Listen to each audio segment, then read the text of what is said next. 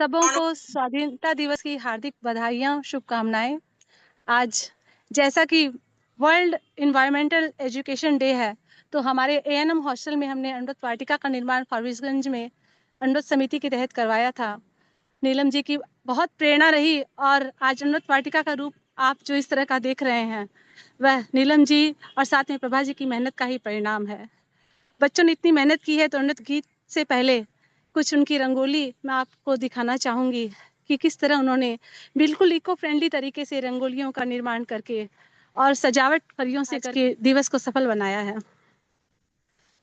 और अब अमृत गीत की प्रस्तुति आप सभी के समक्ष एएनएम हॉस्टल की छात्राओं और अमृत समिति के सदस्यों के द्वारा। स्टार्ट। करीब 45 कैंडिडेट्स यहाँ उपस्थित हैं। स्टार्ट करें।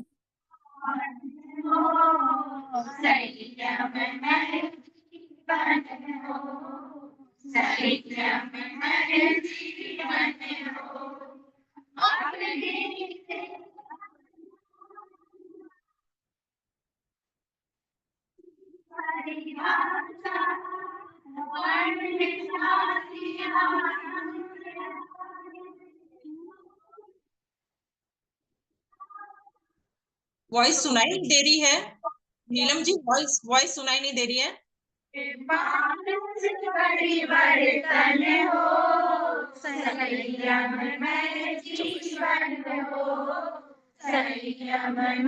जीवन हो त्रिभाव हमारा सबसे प्रतिदिन बढ़ता जाए, समता सह अस्तित्व समन्वय नीति सफलता पाए, शुद्ध साध के लिए नियोजित मात्र शुद्ध साधन हो, संयममय जीवन हो, संयममय जीवन हो, विद्यार्थी या शिक्षक हो, मजदूर और व्यापारी, नर हो नारी बने नीतिमय जीवनचर्या सारी, कथनी करनी की समानता में गतिशील चरण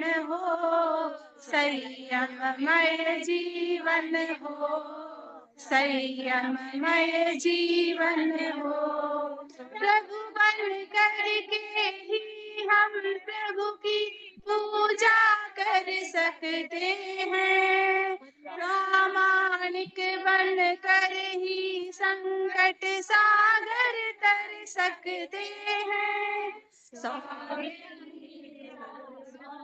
बीज संयुक्त जीवन दर्शन हो, संयममय जीवन हो, संयममय जीवन हो, सुधरे व्यक्ति समाज व्यक्ति से राष्ट्र स्वयं सुधरेगा, तुलसी अनुव्रत सिंह नाद सारे जग में प्रसरेगा, मानवीय आचार संहिता में अर्पित तन मन हो, संयममय जीवन हो, संयममय जीवन हो, नैतिकता की सुर सरिता में जन जन मन पावन हो, संयममय जीवन हो,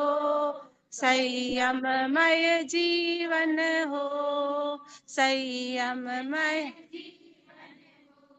जय अमृत, जय भारत माता। बहुत बहुत धन्यवाद। बहुत ही सुंदर प्रस्तुति के साथ में बहुत ही सुंदर माधुर्य कंठ से रस घोलने वाली सामूहिक प्रस्तुति, सुंदर, अति सुंदर गीत ने हमारे कार्यक्रम में ऊर्जा और सकारात्मकता तो भर दिया ही है। वास्तव में आपने जो अणुव्रत वाटिका से अणुव्रत गीत को देश की धरा पर ही नहीं बल्कि विदेशी धरा तक इसको सुनाया है। वास्तव में आप धन्यवाद के पात्र हैं। 45 कैंडिडेट्स की यहाँ उपस्थिति होना और बहुत सुंदर तरीके से गाना भी एक बहुत बड़ा अणु विभाग की उपलब्धि है। संदेश जो अब मैं इनवाइट करना चाहूंगी हमारे राष्ट्रीय अध्यक्ष महोदय को। संदेश जो हो सदा, संदेश जो हो सादा वही बदलता है धारा। अपनाए छोटे अणुवर्त के छोटे छोटे संकल्प और बने जीवन सुंदर हमारा।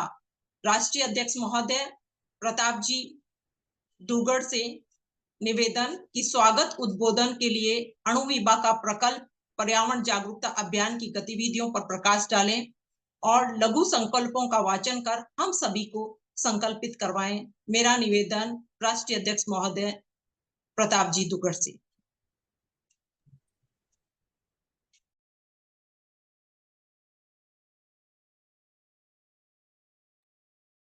प्रताप सर, आप म्यूटेड हो।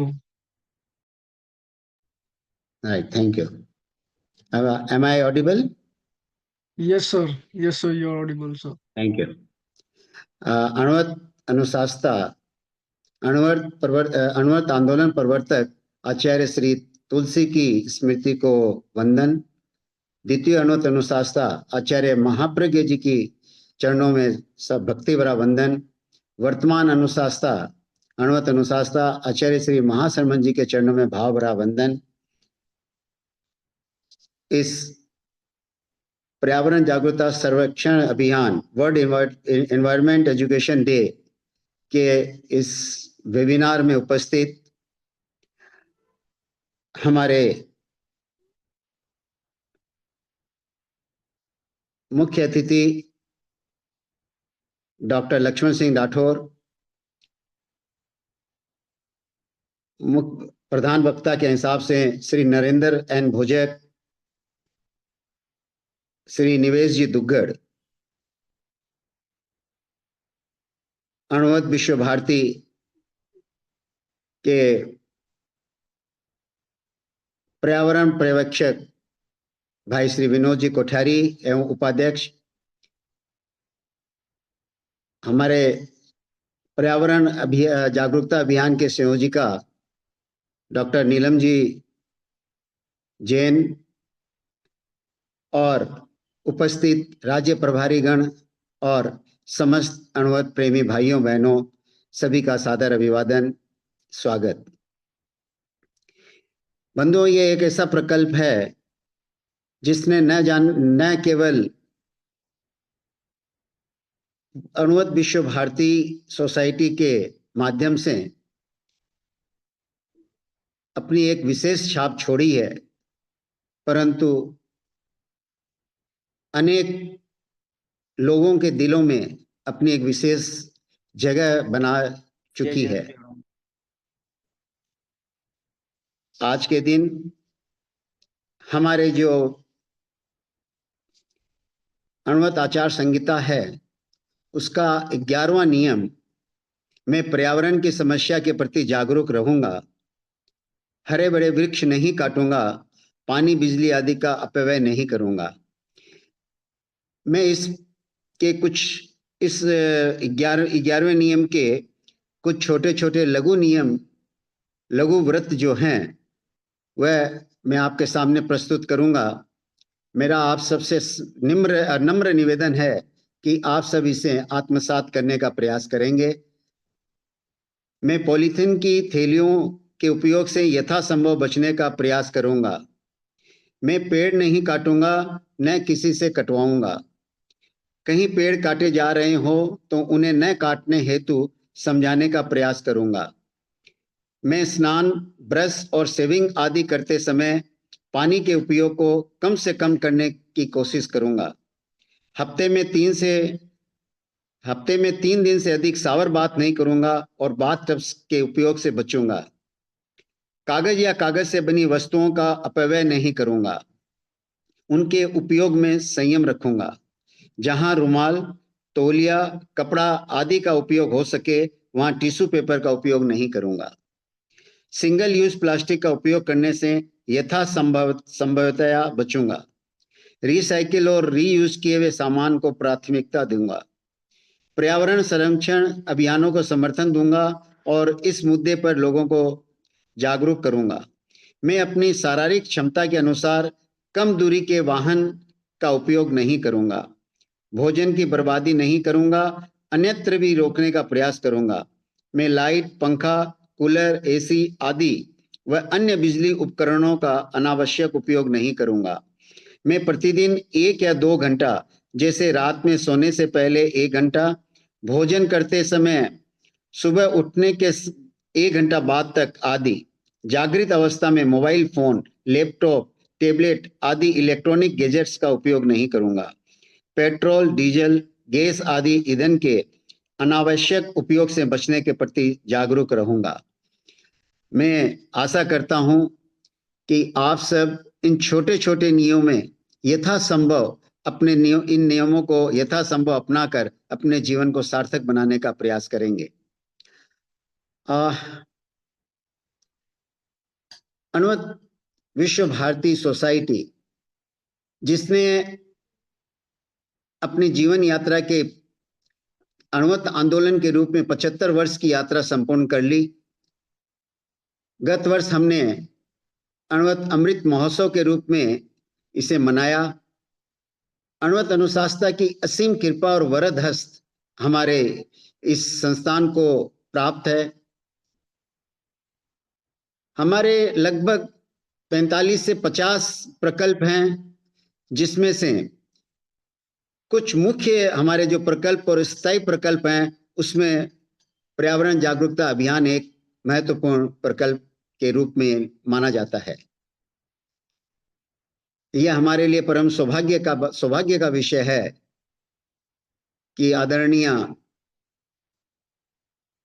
नीलम जी जिस जागरूकता और मेहनत के साथ कार्य कर रही है, जितनी अणु समितियों को प्रोत्साहित करके इस क्षेत्र में आगे से आगे काम कर रही है, वह बहुत उल्लेखनीय है, स्तुत्य है। ये बताते हुए हार्दिक प्रसन्नता का अनुभव हो रहा है कि आज के इस युग में अलग अलग समितियों को मोटिवेट करके आज लगभग 48 से ज्यादा अणु वाटिकाओं का निर्माण हो चुका है और इसी रूप में, इसी दिशा में और आगे कदम बढ़ाते हुए मुझे जहां तक जानकारी मिली है कि 30 जनवरी को एक नई वाटिका का भी उद्घाटन होने जा रहा है सिलीगुड़ी समिति द्वारा। मैं आज के दिन अणुवत विश्व भारती सोसाइटी की ओर से आज के इस वेबिनार में उपस्थित सभी लोगों का हार्दिक स्वागत करता हूं और यह मेरे लिए और पूरे अणुवत परिवार के लिए गौरव का विषय है कि हम पर्यावरण संरक्षण और जागरूकता के इस महत्वपूर्ण अभियान को आपके साथ साझा कर रहे हैं। आज का यह वेबिनार जो green and sustainable life style in modern days विषय पर केंद्रित है, हमारे समय की एक अनिवार्य आवश्यकता को संबोधित करता है। वर्तमान समय में पर्यावरण चुनौतियों को हल करने के लिए न केवल सामूहिक प्रयासों की जरूरत है, बल्कि हमारे व्यक्तिगत जीवन में स्थायी और पर्यावरण अनुकूल बदलाव भी बेहद जरूरी है। अणुवत विश्व भारती सोसाइटी ने हमेशा से पर्यावरण संरक्षण और नैतिक मूल्यों के प्रसार को अपनी प्राथमिकता बनाई है। इसी दिशा में हमने हाल ही में एक व्यापक सर्वेक्षण किया, जिसके माध्यम से लोगों को पर्यावरणीय मुद्दों पर जागरूक करने और उनकी राय जानने का प्रयास किया। हमें खुशी है कि इस सर्वेक्षण में व्यापक भागीदारी हुई और इस सर्वेक्षण में 101 शहरों के करीब 434 लोगों ने गूगल फॉर्म के माध्यम से भाग लिया और पर्यावरण से संबंधित महत्वपूर्ण प्रश्नों का उत्तर देकर अपनी अभिरुचि दिखाई। बंधुओं, इस अभियान की खासियत यह रही कि पीलीबंगा की विधायक श्रीमती द्रौपदी ने इसमें सक्रिय भागीदारी निभाई। अंतर्राष्ट्रीय स्तर पर जर्मनी के पर्यावरण अभियंता श्री निवेश दुग्गड़ ने भी इस पहल में रुचि दिखाते हुए इस पर्यावरण जागरूकता के लिए एक प्रभावी कदम बताया। साथ में अनेक बुद्धिजीवी वर्ग जैसे डॉक्टर, इंजीनियर, एडवोकेट, साइंटिस्ट ने भी भागीदारी निभाई। इस तरह का सर्वे समाज को पर्यावरण मुद्दों के प्रति संवेदन और जागरूक बनाने की पहल है और इसके परिणाम हम आज आपके साथ साझा करेंगे, अंत तक बने रहेंगे। साथ ही हमारी सोसाइटी ने अनेक अन्य गतिविधियों भी आयोजित की है, जिनमें इको फ्रेंडली फेस्टिवल, विश्व पर्यावरण दिवस, इको फ्रेंडली कैरी बैग्स, आओ इको फ्रेंडली जीवन शैली अपनाएं जैसे पर्यावरणीय शिक्षा व अणुत वाटिका प्रमुख है। जैसा मैंने आपको निवेदन किया था कि आज की डेट में लगभग 48 अणुत वाटिकाओं का निर्माण हो चुका है और अभी हमें और भी हम आशान्वित हैं कि लगभग इस वर्ष, जो कि हमारा 76वां वर्ष शुरू हो चुका है, कम से कम 76 वाटिकाओं का निर्माण हम कर पाएंगे। ऐसा मुझे अपनी पूरी अणुवत समितियों पर यह विश्वास है और आशा ही नहीं, परंतु ये गर्व भी करूंगा कि हमारी अणुवत समितियां हम जितने भी प्रकल्प इन्हें देते हैं पूरी जागरूकता के साथ ये कार्य करती है।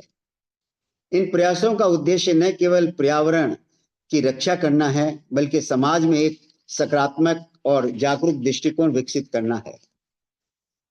मैं इस अवसर पर हमारे माननीय मुख्य अतिथि और सभी वक्ताओं का विशेष आभार व्यक्त करूंगा, जो अपने बहुमूल्य उपस्थिति और ज्ञान से इस वेबिनार को सार्थक बनाएंगे। आइए हम सभी मिलकर इस संकल्प लें कि हम अपने जीवन में ऐसे बदलाव लाएंगे जो न केवल हमें बल्कि आने वाली पीढ़ी को भी एक स्वच्छ, स्वस्थ और हरित पर्यावरण प्रदान करे। संकल्प के लघु नियमों की लिस्ट, जिसके बारे में मैंने आपको भी निवेदन किया है, आप अपने जीवन में पुनः एक उतारने का प्रयास करेंगे। इन्हीं शुभ भावों के साथ जय अणुव्रत।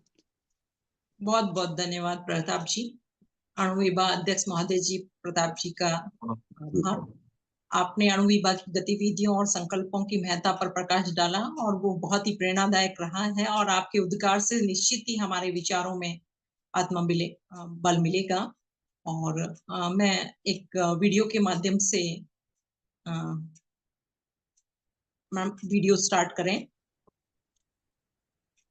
चलिए देखते हैं संकल्प एक कार्य अनेक वीडियो के माध्यम से देखते हैं विगत संकल्प एक कार्य अनेक। नन्हे से एक बीज में होता वृक्ष विशाल, छोटे छोटे संकल्पों से होता पर्यावरण खुशहाल। पर्यावरण संरक्षण के प्रति जागरूक हुई एक संगठित धाम में पर्यावरण प्रश्नोत्तरी सर्वेक्षण का ये महाअभियान है। समितियां व मंच का अनुकरणीय योगदान है। शहरों की गिनती बढ़ी जब सहभागिता की राह चली। अणुवर्त अमृत महोत्सव के शुभारंभ पर दिया रैली में पर्यावरण संरक्षण का संदेश। अणुवर्त अनुशासना के सानिध्य में हुआ लोकार्पण। प्राकृतिक रंगों से खूब सजाया प्रकृति का आवरण। इको फ्रेंडली फेस्टिवल, स्नेह सौहार्दपूर्ण वातावरण। जब हम सभी त्योहारों को प्रकृति के अनुकूल मनाएंगे, तभी तो आने वाली पीढ़ी को स्वस्थ जीवन दे पाएंगे। समितियों व मंचों की प्रेरणा बनी मिसाल है। बुद्धिजीवियों द्वारा दी गई एक अपील बेमिसाल है। धरती माँ की गोद में इस जीवन का संचार हो, संरक्षण का ये महासंकल्प जनमानस में साकार। अणुवर्त समितियां व मंचों व अंतर्राष्ट्रीय शहरों ने मिलकर की पुकार है। Dubai, Abu Dhabi, Qatar, London, कहीं हम आएंगे वेबिनार में, करेंगे प्रकृति के प्रति उपकार है। वेबिनार में गूंज उठी इंटरनेशनल लेवल के वक्ताओं की आवाज है। पर्यावरण प्रेमियों ने किया प्रण, प्रकृति को मिले नई सौगात है। शहर शहर, डगर डगर, गांव गांव, नगर नगर, घर घर में जाऊं, इको फ्रेंडली बैग गए मैं नई दिशा दिखाऊं। प्रकृति का उपहार हूं मैं, धरती का सरताज हूं मैं। अणुवर्त सेवियों और समितियों के प्रयास से गर्वित हूं आज मैं। विश्व पर्यावरण दिवस पर नवाचार युक्त कार्यक्रम का हुआ आयोजन। ये कदम है नया, पर बदलाव जरूर लाएगा। धरती माँ की गोद में हर फूल मुस्कुराएगा। मनाया वन महोत्सव सप्ताह है, किया वर्ष पर्यंत पौधारोपण में योगदान है। प्रकृति से जुड़ा अणुवट समितियों का मान सम्मान है। देश ही नहीं विदेशी राष्ट्र की धरा पर अणुवट वाटिकाओं का नवनिर्माण है। आओ मिलकर संकल्प करें, वृक्ष बचाएं, पानी बचाएं, बिजली बचाएं, अणुवट जीवन शैली अपनाएं, जीवन के इस उपहार से पर्यावरण बचाएं।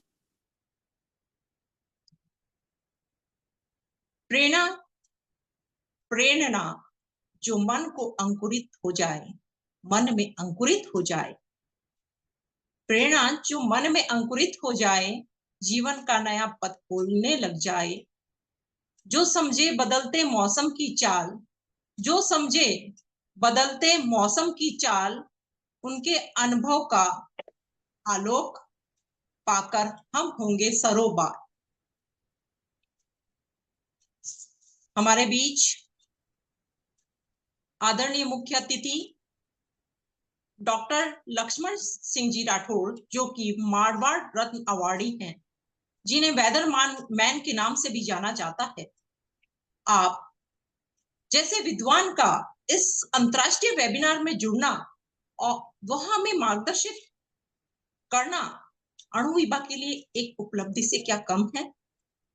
देश दुनिया में पर्यावरण शिक्षा, पर्यावरण चुनौतियां, पर्यावरण सुरक्षा, जलवायु परिवर्तन विषय पर आपके विचारों में अनुभव का महासागर समाया हुआ है। मेरा निवेदन श्रीमान लक्ष्मण सिंह जी राठौड़ से। धन्यवाद नीलम जी, बहुत बहुत धन्यवाद। Thank you sir, thank you. जय अणुव्रत और हमारे सभी के प्रेरणा पुंज आचार्य श्री महाश्रमण जी को नमन के साथ में जो आज की संगोष्ठी है और इसका विषय बहुत ही सामयिक है और आधुनिक समय में हरित और सतत जीवन शैली, ये जो पूरे पर्यावरण क्षरण के मूल में जो विषय है आपने उसको साधने का प्रयास किया है। सभा में उपस्थित सभी अणुव्रत भागी जन, आप सबको भारत के गणतंत्र दिवस और पर्यावरण शिक्षा दिवस की हार्दिक शुभकामनाएं।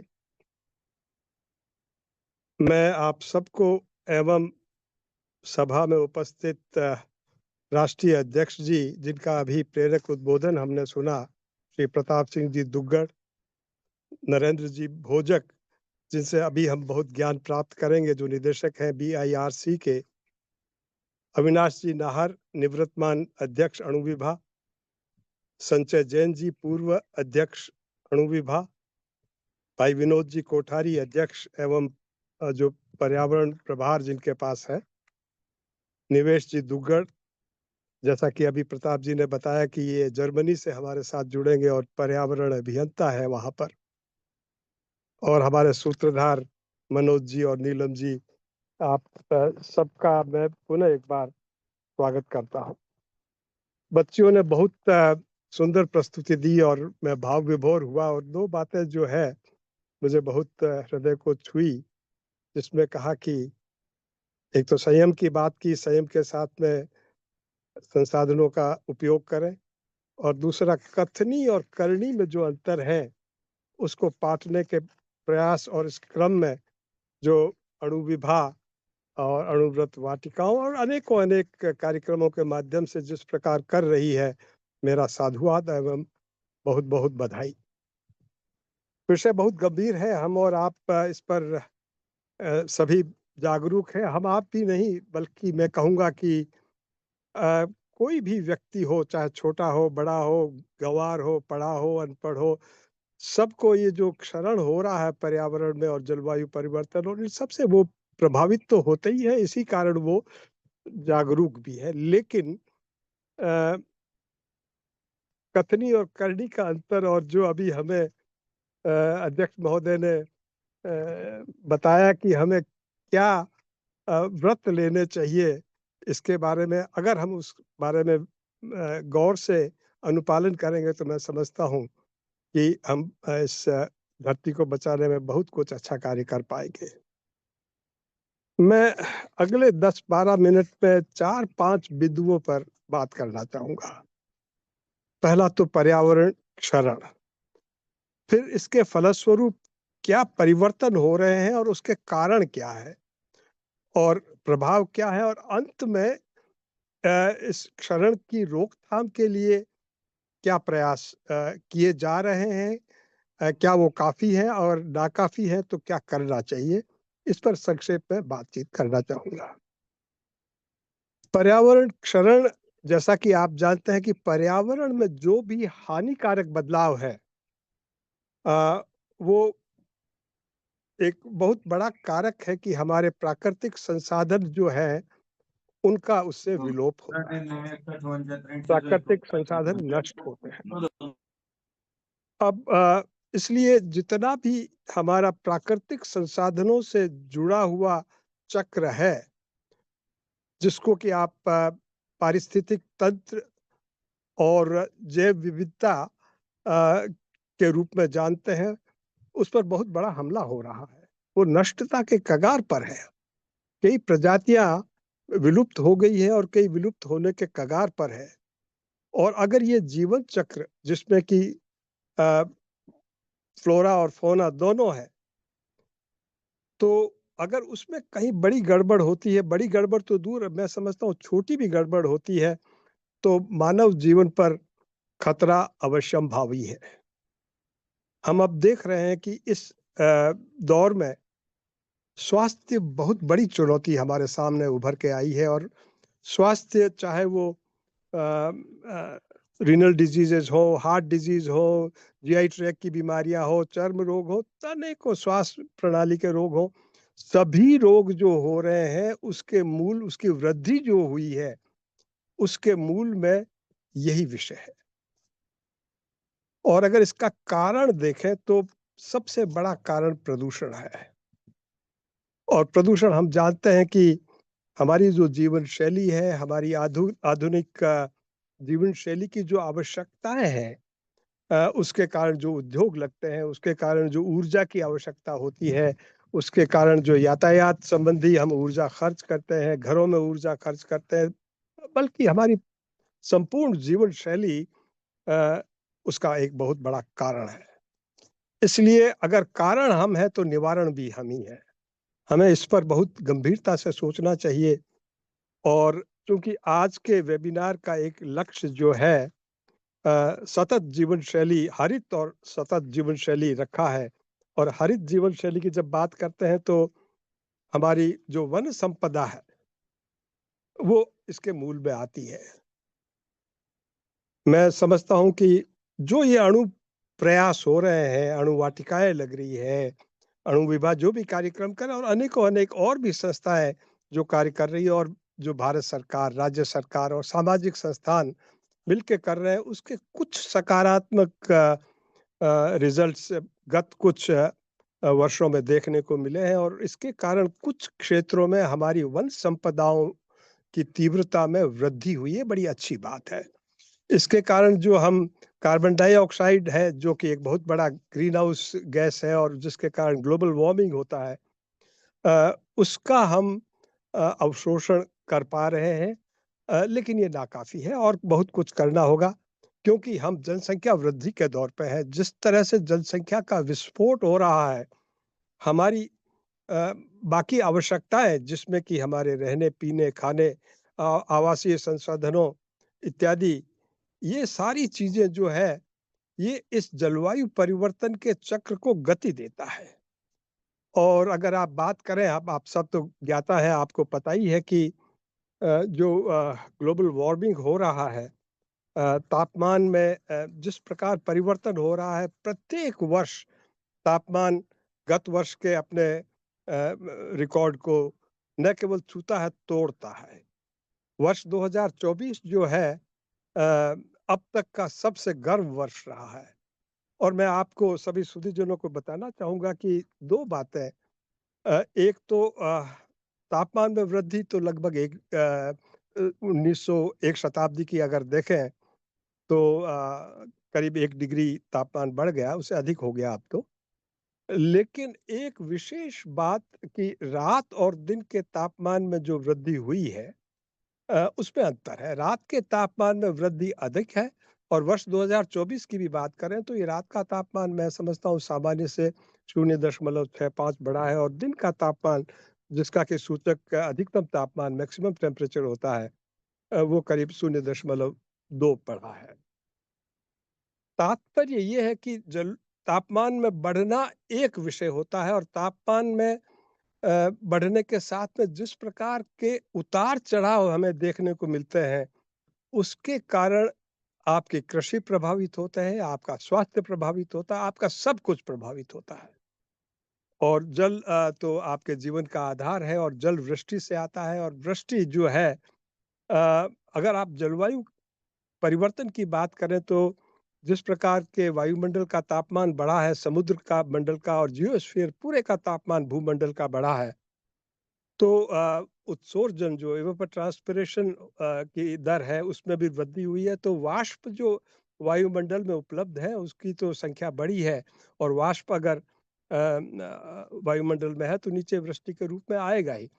लेकिन जो चिंता का विषय यह है कि ये कम समय में अधिक से अधिक बारिश हो रही है और इसका अगर समाधान हमको करना है तो न केवल वृक्ष लगाना है, हमें उन सभी कारणों जो जलवायु परिवर्तन को बढ़ावा देते हैं की रोकथाम हमें करनी ही होगी, क्योंकि इसके जो प्रभाव है आपके स्वास्थ्य के दुष्प्रभाव है ही है, ये आपकी संपूर्ण आर्थिक व्यवस्था और आजीविका इसको बहुत नकारात्मक तरीके से प्रभावित करती है। इसलिए इसकी रोकथाम आवश्यक है और अगर रोकथाम करनी है तो ये संभव नहीं है कि आप एक दो अकेले लोग करें।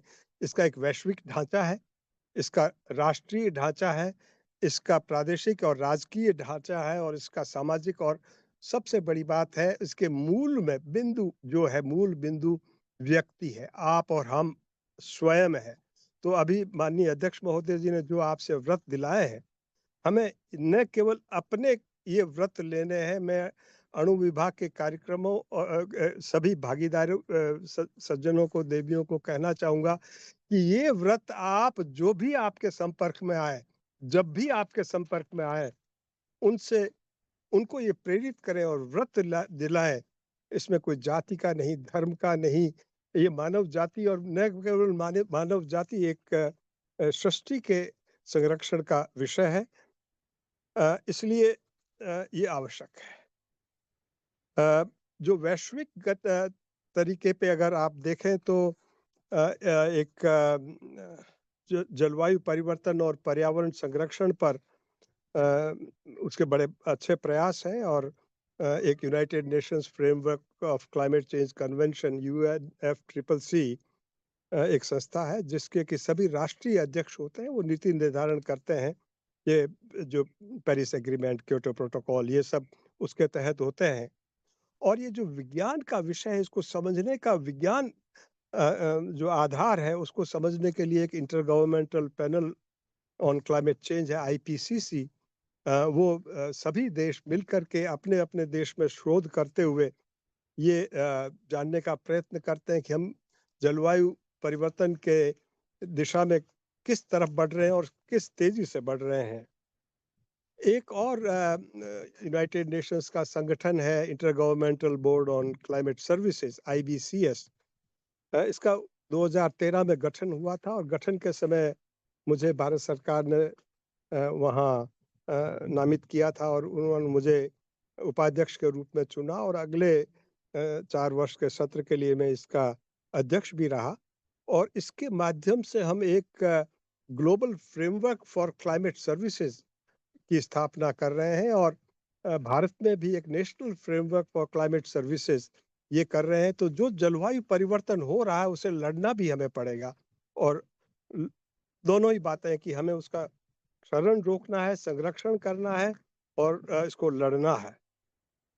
राष्ट्रीय स्तर पर बहुत कुछ कार्य किए हैं भारत सरकार ने और वर्ष 2017 में अगर आपको पता हो तो सतत विकास लक्ष्य, सस्टेनेबल डेवलपमेंट गोल्स, जो सेंडई में कॉन्फ्रेंस हुई थी जापान में, और उसका उद्देश्य ये था कि हम ये लक्ष्य निर्धारित करें कि वर्ष 2030 तक दुनिया का समृद्धिकरण हो और न्यायपूर्ण व शांतिपूर्ण तरीके से हम रहें। पूरी जैन संहिता मैं कहना चाहूँगा और हमारे जितने भी तीर्थंकर और जितने भी हमारे आचार्य गुरु हुए हैं, उन्होंने और संपूर्ण भारतीय दर्शन में ये बातें मूल रूप से हैं, वो आज से नहीं है। हजारों वर्षों से हम इस बात की अनुपालना करते आ रहे हैं, परंतु अभी इस विकास की भागदौड़ में पता नहीं ये चीजें हमसे पीछे छूट रही है। और इसलिए मैं समझता हूँ कि जो अणुव्रत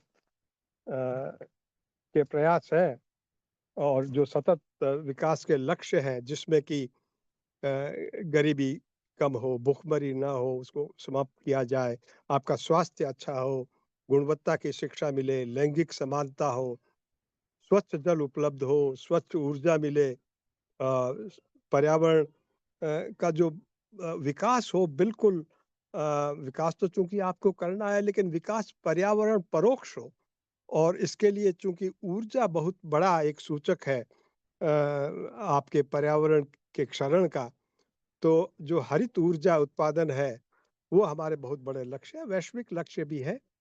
लेकिन भारत सरकार ने वर्ष 2017 में, जैसा कि आपको ज्ञात होगा, कि हमने अपने लक्ष्य स्वयं निर्धारित किए कि हम 2030 तक 500 गीगावाट का ऊर्जा का उत्पादन जो है हरित माध्यमों से करेंगे।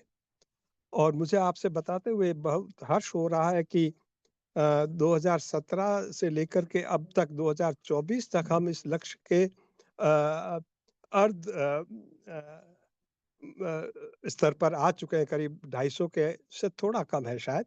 लेकिन अब जो उसकी गति है संवर्धन की, वो बहुत तीव्र है और मैं समझता हूँ कि ये लक्ष्य हम अगले 3 या 4 वर्ष में ही पूरा कर लेंगे। और जो पहले हमारी जो ऊर्जा पर जो फॉसिल फ्यूल पे आधारिता थी, वो लगभग 95% थी। अब ये घट करके 55% हो गई, बहुत बड़ा कदम है। लेकिन हम अगर देखें कि अपने स्तर पर, जैसा कि अभी माननीय अध्यक्ष जी ने हमें संकल्प दिलाया कि किस प्रकार ऊर्जा का उपयोग करें, इस प्रकार करें कि अनावश्यक रूप से किसी भी चीज का हम उस तरह से उपयोग न करें जो कि पर्यावरण को क्षति देती रहे। भारत सरकार भी बहुत सारे कार्यक्रम ले रही है। अपनी मूल बात यह कि जो हम तो बहुत अच्छे से रह रहे हैं, लेकिन हम भावी पीढ़ियों की आवश्यकताएं क्या होगी आज से 100 वर्ष, 200 वर्ष, 500 वर्ष, 1000 वर्ष, उनको ध्यान में रखते हुए हम विकास करें। इसीलिए जो भारत सरकार के संकल्प है, चाहे वो करना है मेक इन खाली इंडिया गड़ हो, गड़े स्वच्छ गड़ भारत गड़े अभियान हो, चाहे गुड़ गुड़ गुड़ कर रहा है। राष्ट्रीय ग्रामीण मम्मी टिफिन का पेयजल, डोर बोग नहीं दे सकती एक तू तुम लोग को। हेलो, ये सारी योजनाएं जो है हमारे इस दिशा में अच्छे कदम है। लेकिन बावजूद इन सारी योजनाएं, बावजूद सारे प्रकल्पों, बावजूद सारे प्रयासों के हम अभी सफल नहीं हो पा रहे हैं। इसके कारण क्या है, उनके खोज में जाना पड़ेगा, जागरूकता फैलानी पड़ेगी। और मैं समझता हूं कि अणुविभा और अणुव्रत संकल्प जो लिए हैं, और ये सबसे बड़ी बात, व्यक्तिगत भागीदारी को इन संकल्पों में बढ़ाने की आवश्यकता है। और मैं 2 बातें यहाँ रेखांकित करना चाहूँगा। अणुव्रत वाटिकाएं जो अभी 48 लगी हैं, और माननीय अध्यक्ष जी ने जो लक्ष्य रखा है इसको लगभग दुगना करने का, मैं समझता हूँ कि इसमें और वृद्धि करनी चाहिए। और मैं ये जो इसमें भागीदारी है उसका समावेश होना चाहिए। हम लोग कई बार अकेले काम करते हैं, 1 और 1 11 होते हैं, कई संस्थाएं इस दिशा में काम कर रही है। इसलिए मेरा निवेदन है अणुविभा से कि ऐसी जितनी भी संस्थाएं हैं उनको चिन्हित करके एक मंच बनाया जाए, और हम राष्ट्रीय स्तर, न केवल राष्ट्रीय बल्कि अंतर्राष्ट्रीय स्तर पर हम इस अणु वाटिका को आगे बढ़ाएं तो बहुत अच्छा लगेगा। और साथ ही साथ जो हमारे जीवन शैली में सुधार की बातें तो हमने कही ही है, लेकिन जिस प्रकार हम अपने तीज त्योहार मनाते हैं उनमें भी बहुत दिखावा और जिस प्रकार की सामग्री का उपयोग होने लगा है वो कहीं न कहीं पर्यावरण अनुकूल नहीं है। ये पर्यावरण अनुकूलता बढ़े इस विषय पर भी हमें जागरूकता फैलानी है और मेरा विभा से और अणुव्रत वाटिकाओं के कार्यकर्ताओं से एक विनम्र निवेदन रहेगा कि इस पर भी प्रकाश फैलाएं। और इसी के साथ में मुझे आपसे बात करने का, अपने अनुभव साझा करने का अवसर दिया, उसके लिए बहुत-बहुत धन्यवाद। मुझे बेहद खुशी हो रही है आप सब लोगों से बात करते हुए क्योंकि ये विषय मेरे हृदय के बहुत करीब है और ख़ास तौर से हम मध्य प्रदेश से हैं और मैं एक बात और आखिर में हालाँकि बात संपूर्ण कर चुका हूँ लेकिन फिर भी कहना चाहूँगा कि जितने भी आपके चाहे वो डेज़र्ट हो, चाहे पहाड़ी क्षेत्र हो, चाहे तटीय क्षेत्र हो, जो कि जहाँ वल्नरेबिलिटी अधिक है वहाँ के लोग अधिक जागरूक हैं। लेकिन पता नहीं पिछले 30-40 वर्षों में क्या हो गया है, इस विकास की अंधी दौड़ में हम लोग अपनी जागरूकता को भूल रहे हैं, न जल का संचय कर रहे हैं और प्लास्टिक का जिस प्रकार प्रयोग कर रहे हैं। इसलिए हमें अक्षरशः माननीय अध्यक्ष जी द्वारा दिलाए गए व्रतों का पालन करना पड़ेगा। जय हिंद, जय अणुव्रत, नमस्कार। जय अणुव्रत लक्ष्मण सर, बहुत-बहुत धन्यवाद। आपने जो फ्लोरा और फौना के बारे में बताया कि जो चेंजेस आ रहे हैं, म्यूटाजेनिक चेंजेस जो आ रहे हैं, वो उसका बेसिकली जो रीज़न है, वो है क्लाइमेटिक रीज़न। तो आपने क्लाइमेटिक जो चेंजेस आ रहे हैं, वही उस फ्लोरा और फौना के म्यूटाजेनिक चेंजेस में भागीदारी निभा रहे हैं। तो सर आपने बहुत ही विस्तृत रूप से इस चीज़ को हमारा साझा किया हमें सभी के समक्ष। इसके लिए मैं बहुत धन्यवाद देना चाहूँगी और आईपीसीसी के बारे में आपने बहुत ही विस्तृत रूप से बताया। बहुत-बहुत धन्यवाद। लक्ष्मण जी, आपके विचारों ने हमारे दृष्टिकोण को व्यापक बनाया है। आपकी प्रेरणा हमें बहुत आगे बढ़ाएगी और हमें एक नई दिशा और नया मोड़ देगी। बहुत-बहुत धन्यवाद। अब मैं मुख्य वक्ता डॉक्टर नरेंद्र भोजक सर को आमंत्रित करना चाहूँगी। डॉक्टर नरेंद्र भोजक सर, अणुवत जीवन शैली की परिभाषा बताएँगे। हमारे मुख्य वक्ता मंच को महकाएँगे। Green and sustainable lifestyle in modern days के बारे में हम सभी लाभान्वित हो पाएंगे। डॉक्टर नरेंद्र भोजक सर। नमस्कार और बहुत-बहुत धन्यवाद डॉक्टर नीलम जैन मैम। मुझे उम्मीद है कि मेरी आवाज़ आ रही होगी। बिल्कुल क्लियर है सर, बिल्कुल क्लियर है। अणुव्रत के और सोसाइटी के सभी पदाधिकारियों, विशेषकर मनोज जी, प्रताप दुग्गड़ जी और सभी के धन्यवाद के साथ मैं अपनी बात को शुरुआत करना चाहता हूँ। लक्ष्मण जी, यदि आप उपस्थित हैं अभी, तो आपने सर लगभग सारी चीज़ बहुत ही सूक्ष्म शब्दों में, सूक्ष्मता के साथ में, माइक्रोस्कोपिक लेवल पे कही है और मुझे लगता है कि आने वाले समय में डॉक्टर नीलम जैन को इनके द्वारा कही गई पॉइंट्स को इन बिटवीन द लाइन्स के ऊपर एक विशेष कार्य या विशेष कार्य योजना करते हुए एक वेबिनार अलग से करवाना पड़ेगा। मुझे जो अपनी बात 15 मिनट में कहनी है, तो मुझे उम्मीद है कि आपने मुझे अब तक को-होस्ट बना दिया होगा। मुझे अपनी स्क्रीन शेयर करनी है। अभी मुझे ये दिखाई दे रहा है कि host disabled attendant screen sharing. तो यदि आप मुझे स्क्रीन अलाउ करें। हेलो, डॉक्टर नरेंद्र भोजक सर को को-होस्ट बना दीजिए। हाँ, तो उसके बीच जब तक ये को-होस्ट बनाते हैं 1 मिनट लगेगा।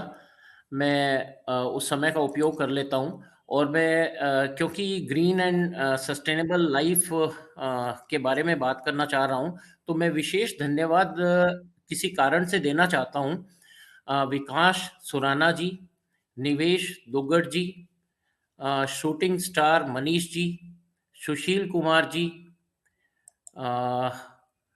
एक नाम मेरे से पढ़ा नहीं जा रहा, ममोल कोचेटा जी,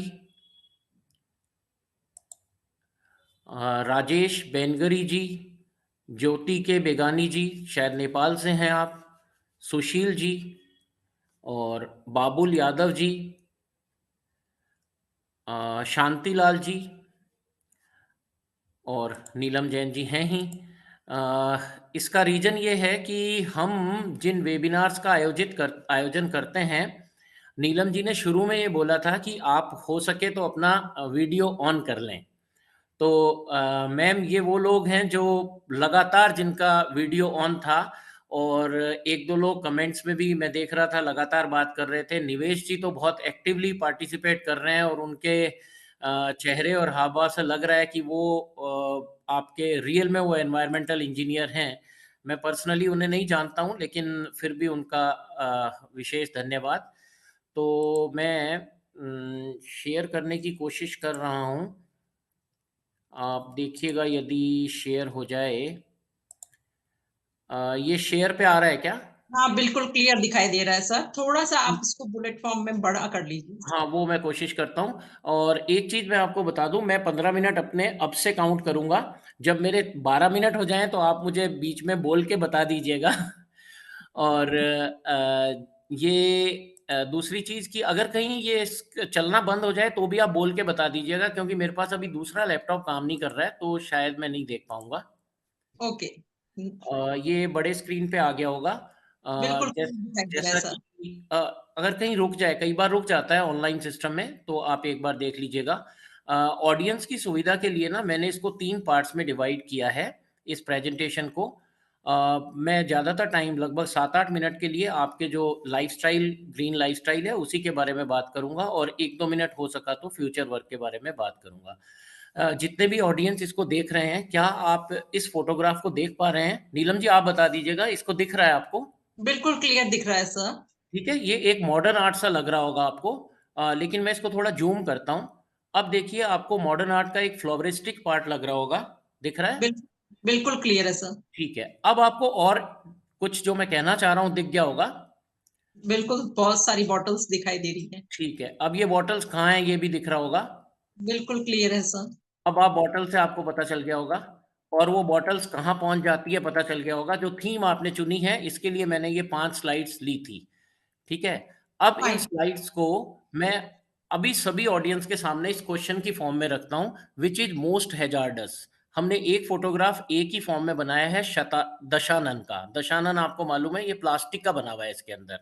बी में हमने ड्रग्स रखा है, सी में हमने सिगरेट रखा है, डी के अंदर टोबैको रखा है जिसे अपन गुटखा बोलते हैं, और ई के अंदर वाइन रखा है। ये सभी टॉक्सिक हैं, हैज़ार्डस हैं, बहुत ही डेंजरस है। मेरा आपसे अनुरोध है, आपको जो भी आंसर लगता है, आप अपने चैट बॉक्स में टाइप कर दें एबीसीडी की फॉर्म के अंदर। तो हमें थोड़ा-सा आइडिया लग जाएगा कि एग्ज़ैक्टली हम क्या करना चाहते हैं, और मैं अगले 5-7 मिनट आपके साथ आसानी से निकाल पाऊँगा। इसी के अंदर अगर आप चैट बॉक्स में लिख रहे हैं तो थोड़ी-सी आसानी हो जाएगी। मैं देखता हूँ, हाँ, बहुत से लोगों ने ए आंसर किया है, और जो मैं कन्वे करना चाहता था उसके लिए मैं बहुत सक्सेसफुल हुआ हूँ। अब जिन्होंने ए आंसर किया है वो बहुत ध्यान से सुनें, क्योंकि यहीं से हमारी विचारों की सीरीज़ शुरू होगी। देखिए, एक तो नीलम जी ने आपको बहुत सारा इसके बारे में पढ़ा रखा है, पूरी सरकारों ने पढ़ा रखा है, आपको रोज़ इसके बारे में अध्यक्ष जी ने भी आज बोला था सिंगल यूज़ प्लास्टिक के बारे में, और बहुत सभी लोगों ने बता रखा है। दूसरा, मैंने आपको 4-5 स्लाइड्स दिखाई तो आपका एक परसेप्शन क्रिएट किया, और उस परसेप्शन में आप बिल्कुल खरे उतरे मेरे परसेप्शन बनाने में कि आप मेरे द्वारा बनाए गए उस ट्रैप में फँस गए, और आप सबने ए आंसर टिक किया। अनफॉर्च्यूनेटली आंसर ए नहीं है। सॉरी, किसी ने सोचा है तो। आंसर ए नहीं है। तो आंसर ए क्यों नहीं है, यहां से हम अपनी बात शुरू करेंगे। मैं वापस उसी स्लाइड्स पे आता हूं, और इस स्लाइड के ऊपर हमने आपसे कहा था कि आंसर हमने ट्रैप किया आपको आंसर ए करवाने के लिए। हम बहुत बार क्या है कि बिना जाने, बिना सोचे, बिना पढ़े, बिना बहुत अच्छे से स्टडी किए आंसर कर देते हैं। इस क्वेश्चन का आंसर इंटरेस्टिंगली सी है, सिगरेट है। देखिए सिगरेट क्यों है, ये मैं आपको बताना चाहता हूँ। यहाँ से अपनी बात शुरू हो जाएगी और नेक्स्ट 5-7 मिनट हम आसानी से निकालेंगे, और इसी के बारे में अणुव्रत हमें समझाता है। इसी के बारे में हमारा आज लक्ष्मण जी ने जो एक बात की है इंडियन नॉलेज सिस्टम की, वो बहुत अच्छी थी। सिगरेट आंसर क्यों है? देखिए, जो जिन्होंने कभी जीवन में सिगरेट यूज़ की है, उन्हें मालूम होगा सिगरेट और बीड़ी में अंतर होता है। इसके ऊपर ये जो एक छोटा-सा आपको दिखता है ना फ़िल्टर, ये फ़िल्टर ये कहता है कि मैं हैज़ार्डस गैस को ख़ास करके नॉक्स और कार्बन मोनोऑक्साइड को अंदर ले जाने नहीं दूँगा। लेकिन यहीं से सारी स्टोरी शुरू होती है और आप देखिएगा ये वाला जो पोर्शन होता है सिगरेट का, ये वाला प्लास्टिक का बना होता है और प्लास्टिक की प्रॉब्लम एलिवेटेड टेम्परेचर पर, ज़्यादा टेम्परेचर पर मतलब 50 डिग्री से ज़्यादा टेम्परेचर करते हैं तो प्लास्टिक ज़्यादा डेंजरस हो जाता है। हमारी पानी की बॉटल में रखा हुआ पानी इतना हैज़ार्डस नहीं होता अगर हम उसको 50 डिग्री तक ना लेके जाएँ और सिगरेट पीते हुए आप उस प्लास्टिक को तो यूज़ कर ही रहे हैं, मतलब प्लास्टिक का हैज़ार्ड तो ले ही रहे हैं और निकोटीन का हैज़ार्ड भी ले रहे हैं। इसलिए मैंने एक क्वेश्चन फ्रेम किया था जिसमें ये कहा गया कि इन पाँचों में से कौन-सा सबसे ज़्यादा हैज़ार्डस है। देखिए, इसका मतलब ये नहीं है कि वाइन हज़ार्डस नहीं है, ये पाँचों ही हज़ार्डस थे, लेकिन हमें कुछ ना कुछ समझना पड़ेगा कि हम किस-किस चीज़ को बैन करें। प्लास्टिक सिगरेट को बनाने के अंदर भी काम में आ रहा है, इसलिए सिगरेट इन पाँचों में से ज़्यादा हैज़ार्डस है।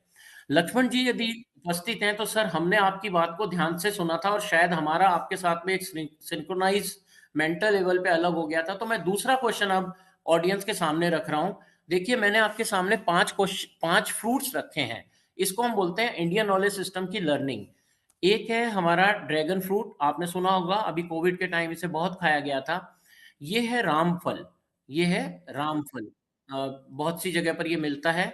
ये है एप्पल और ये है आंवला। वापिस ऑडियंस में से इसको हम ए मान लेते हैं, ड्रैगन फ्रूट को, रामफल को बी, एप्पल को सी और आंवला को डी। आप में से कोई वापिस चैट बॉक्स में लिखना चाहेंगे कि इनमें से सबसे ज़्यादा फ़ायदेमंद कौन-सा है? देखिए, घबराइए मत, गलत होने से कुछ नहीं होता है। आप लिख सकते हैं उसको, इस बार हो सकता है सही हो। तो पवन जी ने आंसर इसको लिखा है ए, शुभम जी ने टोहाना हरियाणा से इसको जी लिखा है। जी मैं समझ नहीं पाया। तो ए आंसर वापस ड्रैगन फ्रूट है। देखिए, फिर मैं कोशिश कर रहा हूँ उसी तरह से। उसमें आपने प्लास्टिक टिक किया था, यहाँ आप देखिए ड्रैगन फ्रूट इंडियन नहीं है।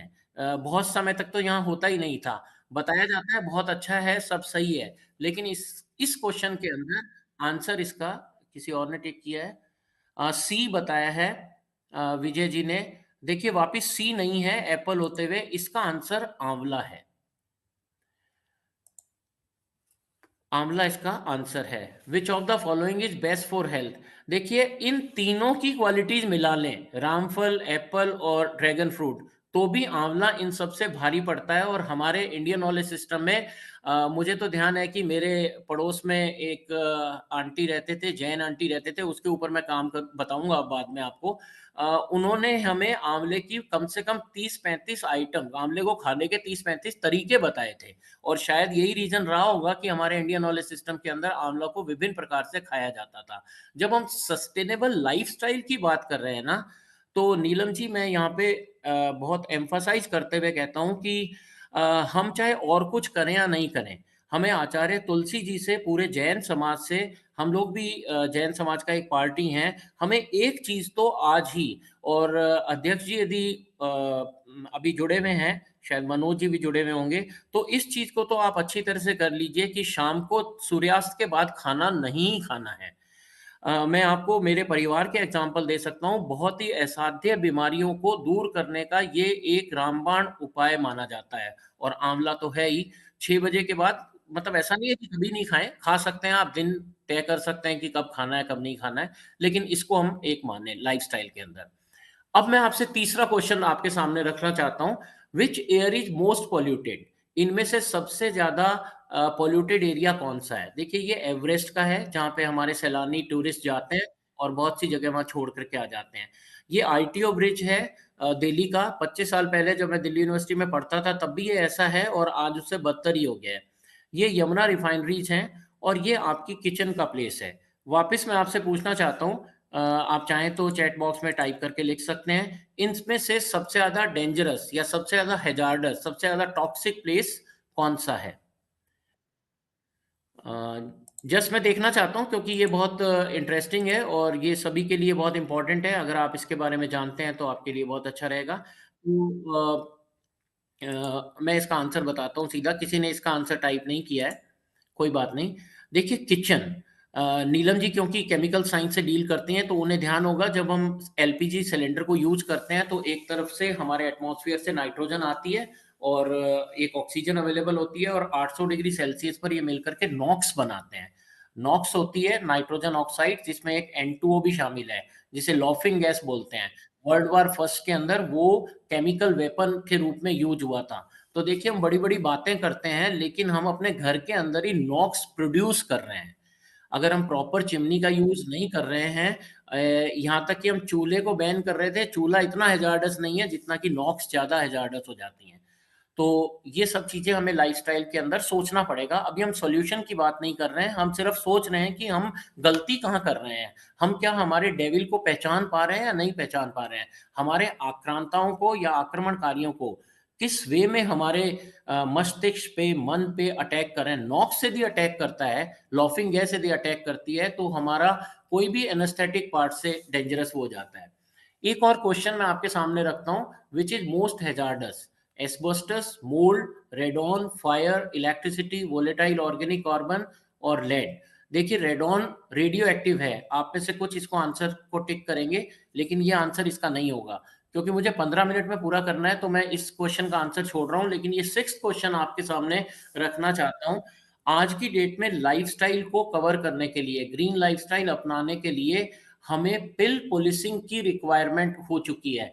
हम इंडियन नॉलेज सिस्टम को भूल चुके हैं, हल्दी खाना हम भूल चुके हैं, लेकिन हम पिल पॉलिशिंग पूरे यूएसए के अंदर, हम हमारे बेटे ने अभी इसी महीने टेक्सास में ज्वाइन किया है उसने, तो वो बता रहा है कि वहाँ पे पिल पॉलिशिंग बहुत रिक्वायर्ड है। टीबी तक के टेस्ट वहाँ पे करने पड़ते हैं, नार्कोटिक्स के टेस्ट आपको करने पड़ते हैं, बहुत सारे सेडेटिव्स के टेस्ट होते हैं। इस क्वेश्चन का आंसर है एंटीबायोटिक। अगर हम खान पान अपना थोड़ा सा सुधारते, इंडियन नॉलेज सिस्टम को यूज करते, तो हमें एंटीबायोटिक्स की पिल पॉलिशिंग की आवश्यकता नहीं थी। इकोनॉमिक टाइम्स के अंदर दिसंबर में एक बहुत बड़ा आर्टिकल इस पे आया था कि बेंगलोर जैसी जगह पर, जहाँ पे कि एजुकेशन बहुत अच्छी है, ज़्यादातर लोग बहुत हायर लेवल पे पढ़ाई करने के बाद में वहाँ गए हैं, वहाँ इसकी बहुत अर्जेंट नीड हो गई है पिल पॉलिशिंग की, और ये बहुत रिक्वायर्ड है। एंटीबायोटिक्स की हमें करनी बहुत ज़रूरी हो गई। तो ये एक लाइफस्टाइल का पार्ट है।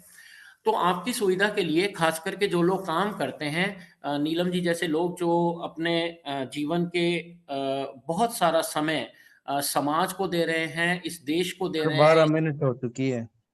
बहुत धन्यवाद, मैं 3 मिनट में पूरा करने का प्रयास करूंगा। तो ये 10 चैलेंजेस हैं, और इसके अंदर हम ह्यूमन वैल्यूज और थिंकिंग, इन सभी के ऊपर आप एक एक वेबिनार करवा सकते हैं, खास करके फूड स्कैर्सिटी के ऊपर। तो इसके अलावा जब हम लाइफस्टाइल की बात करते हैं तो ये टॉप 10 एरियाज हैं। इसमें से इंडियन नॉलेज सिस्टम को मैंने हाईलाइट किया है, लेकिन एक री एनक्रिएशन और आउट ऑफ लाइफ एक्सपीरियंस भी है जो आईआईटी रोपड़ ने इस बार शुरू किया है।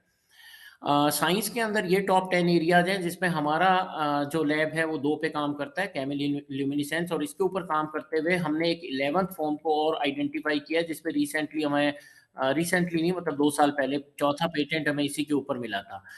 ये कंपोनेंट्स हैं सस्टेनेबल लाइफस्टाइल के लिए। ये नीलम जी मैं आपसे बाद में शेयर कर लूंगा। ये 20 कंपोनेंट्स हमने आइडेंटिफाई किए हैं। इस पे हर कंपोनेंट पे बात करने के लिए मुझे कम से कम आधा घंटा चाहिएगा, लेकिन मैंने आपकी सुविधा के लिए इसको समराइज किया है यहाँ पे। 20 कंपोनेंट्स यदि हम हाईलाइट करते हैं तो उसको लेते हुए हम अपने लाइफस्टाइल को सुधार सकते हैं। लक्ष्मण सिंह जी यदि उपलब्ध हैं अभी, तो सर जो आपने बोला था उसके लिए ग्रीन क्यूरिकुलम को डिजाइन करना बहुत जरूरी है, और आप इस डायरेक्शन में बहुत काम कर रहे हैं, ये हमने ऑलरेडी इसके अंदर लिया है। और एक एनवायरमेंटल सेल्फ ऑडिटिंग, हमें अपने आप की सेल्फ ऑडिटिंग करनी चाहिए। तुलसी मुनि के अनुसार, तुलसी महाराज के अनुसार इस पे काम करते हुए स्वयं, जिसे हम बोलते हैं प्रकाशमान करना, अचेतन को चेतन की ओर लाना, सेल्फ ऑडिटिंग और सब जगह की ऑडिटिंग करनी चाहिए। ये 20 कंपोनेंट्स हैं, जिसमें report on biodiversity, flora fauna और केमिकल्स और ई वेस्ट भी शामिल है। इसके यूज करते हुए हम 5 तरह की टेक्नोलॉजी डेवलप कर सकते हैं, जिसे ग्रीन टेक्नोलॉजी बोलते हैं। जैसे आपने एनर्जी एफिशिएंट की बात की, सेफ और सस्टेनेबल की बात की। इनके सॉल्यूशंस के लिए ग्रीन कैंपस, जो अणुव्रत वाटिकाएं आप बना रहे हैं, वो ग्रीन कैंपस का ही एक पार्ट है। आप तो 76 की बात कर रहे थे, मैं ये कहना चाह रहा था कि हर घर में एक अणुव्रत वाटिका होनी चाहिए, जो उसका एक मॉड्यूलर फॉर्म होना चाहिए। अगर कभी मौका मिला तो उसके ऊपर काम करते हुए अणुव्रत वाटिका का होमली वर्जन हम प्रिपेयर करने की कोशिश करेंगे। होम वर्जन ऑफ अणुव्रत वाटिका, नीलम जी चाहे तो नोन कर लें। इसके बाद 30 स्लाइड है, जिसके लिए मुझे 2 घंटे लगते हैं, लेकिन मैं 2 मिनट मानते हुए उसको पूरा करता हूँ। हम प्लास्टिक को खत्म नहीं कर सकते, उसकी नीड भी है और उसके हैजार्ड्स भी हैं। प्लास्टिक के हैजार्ड्स इस कंपाउंड की वजह से हैं। ये टेक्निकल है, इसको मैं छोड़ता हूँ। हम कोई भी सॉल्यूशन, कोई भी समस्या का समाधान करना चाहते हैं, तो हमारे लाइफस्टाइल में ये 4 चीजें होनी चाहिए। तब जाकर के हम इंड्यूस टॉक्सिसिटी या डिलेड टॉक्सिसिटी को ला सकते हैं, जो मैंने अपने पहली स्लाइड में हाईलाइट किया था। ग्रीन केमिस्ट्री के अंदर हम कोई भी चीज को तब तक हाईलाइट नहीं करते हैं जब तक हमारे पास इसका सॉल्यूशन नहीं हो। हमारी रिसर्च टीम ने लगभग 24-25 साल काम करने के बाद में ग्रीन प्लास्टिक बनाया है, जो लगभग 32% ग्रीन है। और आज मार्केट के अंदर जो आप सस्टेनेबिलिटी की बात करते हैं, तो बहुत सारे कमर्शियल एग्जांपल्स अवेलेबल हैं। आने वाले टाइम में 5 साल बाद आपको ये फोटोग्राफ यदि देखें, तो पानी की बॉल्स ऐसे मिलेंगी जिसको आप पी जाएं और लास्ट में इसको एज ए स्वीट खा जाएं।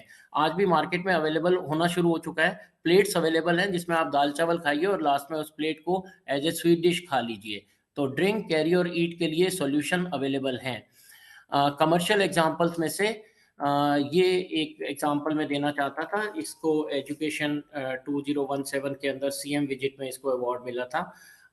बीकानेर इंटरडिसिप्लिनरी रिसर्च कंसोर्टियम इस डायरेक्शन में काम करता है। हम एक मैं लास्ट में इसको हाईलाइट करना चाहता हूँ, concept of learning by doing. आप प्रोफेसर एचपी व्यास जी से और मंगल साहब से जानते होंगे। इनको आप जानते हैं, प्रकाश जावड़ेकर हैं और ये कमला माहेश्वरी जी हैं और ये हमारे कमिश्नर थे। क्या आपको इसमें कोई और खासियत लग रही है? क्योंकि समय नहीं है, इसलिए मैं इसको सीधा हाईलाइट कर देता हूँ। ये व्यक्ति जो उस समय 2017 में इनके प्रोटोकॉल के अंदर आए थे और हमारी बात को खाली सुन रहे थे, और इन्होंने ही मुझे कहा था कि आप उस तरफ जाकर के फोटोग्राफ लें तो ये पूरी तरह से आएगी। आज ये राजस्थान के यशस्वी चीफ मिनिस्टर माननीय श्री भजन लाल जी हैं, जो लर्निंग बाय डूइंग के अंदर, और ये उस समय मुझे और मंगल साहब को जो सम्मानित किया गया था लर्निंग बाय डूइंग की, हमने बहुत सारा इस पे काम किया। मेरे ख्याल से मेरे 15 मिनट हो चुके हैं, तो मैं सिर्फ यहाँ इसके बाद 2 और स्लाइड के बाद एंड करना चाहूँगा। ये जो अभी लक्ष्मण सिंह जी डेजर्ट की बात कर रहे थे, तो हमें सस्टेनेबिलिटी, वाटर प्योरीफायर बनाना अपने आप में एक नॉन सस्टेनेबल या हैजार्डस लाइफ है। हमें इस डायरेक्शन में भी काम करना चाहिए। यदि अणुव्रत चाहे तो इसके ऊपर डिजाइन करके इस पे लर्निंग बाय डूइंग के अर्निंग प्रोग्राम भी क्रिएट किए जा सकते हैं। ये हमने लगभग 150 रुपए में इसको डेवलप किया है, गंगा शहर के कुछ लोगों को लेकर के। तो ये लीड नोट है इंडियन नॉलेज सिस्टम और एक्सपेरिमेंट्स का। ये ऑटिज्म पे काम है, हमारे यहाँ पे एनआरसीसी है। ये बहुत सारे प्रोग्राम है, ज्ञान गंगा, ज्ञान दूत, ज्ञान सुधा, आप इनमें से जुड़ सकते हैं। ये बॉटल का था प्लास्टिक का, जो आप अपनी अणुव्रत वाटिका में चाहें तो इस तरह से बना करके इसको रिप्रेजेंट कर सकते हैं, प्लास्टिक बॉटल का यूटिलाइजेशन। ये डॉक्टर सीमा व्यास हैं, एमएस कॉलेज के अंदर हैं, ये इस पे काम करती हैं मॉस्किटो रेपेलेंट्स के ऊपर। ये ग्रीन सैनिटाइजर बनाया है, ये कुरकुमिन हल्दी पे बनाने का काम है। इनके साथ हमने काम किया। तो क्योंकि समय नहीं है, तो ये इसरो की एक वर्कशॉप है, ये एक कैटरीना है और ये जॉर्ज हेनरोविच हैं, ये हमारे साथ एक ग्रुप में जुड़े हुए हैं। इनको शायद आप जानते होंगे, परिधि जैन हैं ये, और ये यशस्वी शर्मा हैं, ये सभी ग्रुप में हैं। जब आप काम करते हैं तो बहुत सारे अवार्ड्स आपको मिलते हैं, इसको मैं स्किप करता हूँ। अभी डूंगर कॉलेज में एक AR VR पे लैब हमने एस्टेब्लिश की है, और ये जो मुख्य काम जो मैं बताना चाहता था, डेजर्ट के अंदर एलोवेरा बेस्ड बहुत सारे फूड आइटम्स, नोवेलिटी, जिसके अंदर जलेबी, कलाकंद और खीर तक, लड्डू तो होते ही थे। और हाँ, अभी हम बहुत जल्दी एक राम रसायन के ऊपर भी एक इंटरनेशनल सिंपोजियम करवा रहे हैं, उसके अंदर भी इस तरह की चीजें यूज की जाएगी। और जिस पे लक्ष्मण सिंह जी बोल रहे थे, tetrahedral education system, green education system, इसके ऊपर कुछ कुछ काम हमें करना चाहिए। और क्यूरिकुलम मैपिंग, इसका समय नहीं है, कभी और समय मिला तो मैं बताऊंगा इसके बारे में। इसके ऊपर पूरा एक हो सकता है। Is there any scope? तो आप में से कोई चाहे तो इसके ऊपर आप मेल कर सकते हैं या आप नीलम जैन मैम से बात कर सकते हैं, वो ऑलरेडी हमारे साथ इसमें खूब सारा काम कर रही हैं। इनका मुझे धन्यवाद देना ज़रूरी है। एसी जैन साहब और बीएस गर्ग साहब की वजह से जो भी हम यहाँ पे कर पा रहे हैं, इनकी वजह से कर पा रहे हैं। और बीसी दास अभी हार्वर्ड के अंदर हैं, हार्वर्ड मेडिकल कॉलेज के अंदर है, और ये हमारी रिसर्च टीम है जो हमारे साथ काम करती है। ये लोग जो लगातार हमारे साथ काम करते हैं, डूंगर कॉलेज का और नीलम जैन मैम का बहुत बहुत आभार और धन्यवाद। आपके कोई क्वेश्चन, क्वेरी या डाउट्स हैं तो मैं आंसर कर पाऊंगा, लेकिन मुझे बहुत फास्टर वे में करना पड़ा। समय की अपनी सीमाएं होती है और समय के अंदर ही हमें काम करना चाहिए। बहुत बहुत धन्यवाद। बहुत बहुत धन्यवाद बोजक सर। आपके अपने वक्तव्य में इतनी गहराई थी कि बहुत सारी चीजें मुझे सम अप करने में बहुत समय लगेगा। एक बहुत ही शॉर्ट में आप लोगों को मैं कैसे आभार व्यक्त करूं, ये मेरे पास में शब्द नहीं है। आपने जो गहराई से चर्चा की और हमारे जो इससे हमारे विचारों को जो भी नया आयाम मिला, मैं निवेदन करना चाहूंगी सभी से जो भी यहाँ जूम मीटिंग में उपस्थित है, वो एक पर्यावरण मिनट से मैडम, संबंधित। मैडम एक मिनट, ये मैं वो बीच में देख नहीं पाया था। जैसे ये गायत्री राठौड़ जी ने, पूजा जी ने इनके आंसर सही लिखे हैं, और हाँ, विजय दुग्गड़ जी हैं, इन्होंने भी बहुत अच्छे तरीके से इसमें लिखा है। शूटिंग स्टार मनीष जी हैं, उन्होंने स्पेसिफाई किया है। और एक टेक्नो स्पार्क गो 20 के नाम से, 22 के नाम से कौन है, इनका नाम नहीं आ रहा, लेकिन टेक्नो स्पार्क, इनको आप विशेष धन्यवाद दीजिएगा। इन्होंने उन फिगर को आइडेंटिफाई किया है सीएम साहब को। तो इसका मतलब आपके टीम के अंदर आपके सर, लिसनर मैं अणु समिति से नवल किशोर मीणा बेदा नवल सर। किशोर जी, बहुत बहुत बधाई आपको। मतलब बहुत कम लोगों ने, धन्यवाद मैंने सर। इसको 3 या 4 जगह दिखाया है, आप पहले व्यक्ति हैं जो इसको आइडेंटिफाई कर पाए।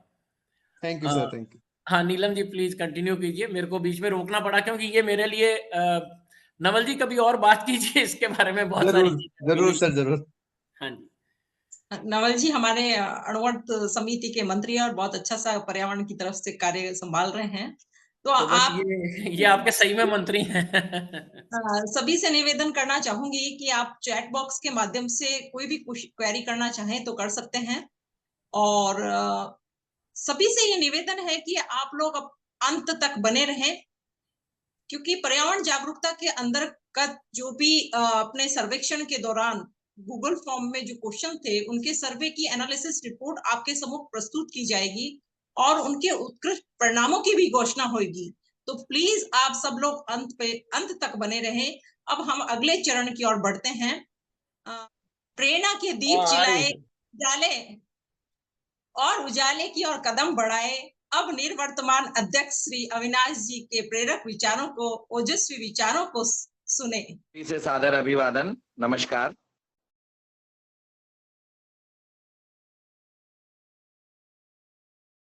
लक्ष्मण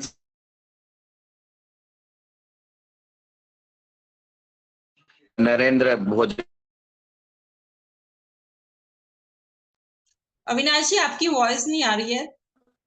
थी यह वर्तमान की एक बहुत बड़ी जरूरत है कि हम कैसे पर्यावरण को सुरक्षित और संरक्षित रख सकें।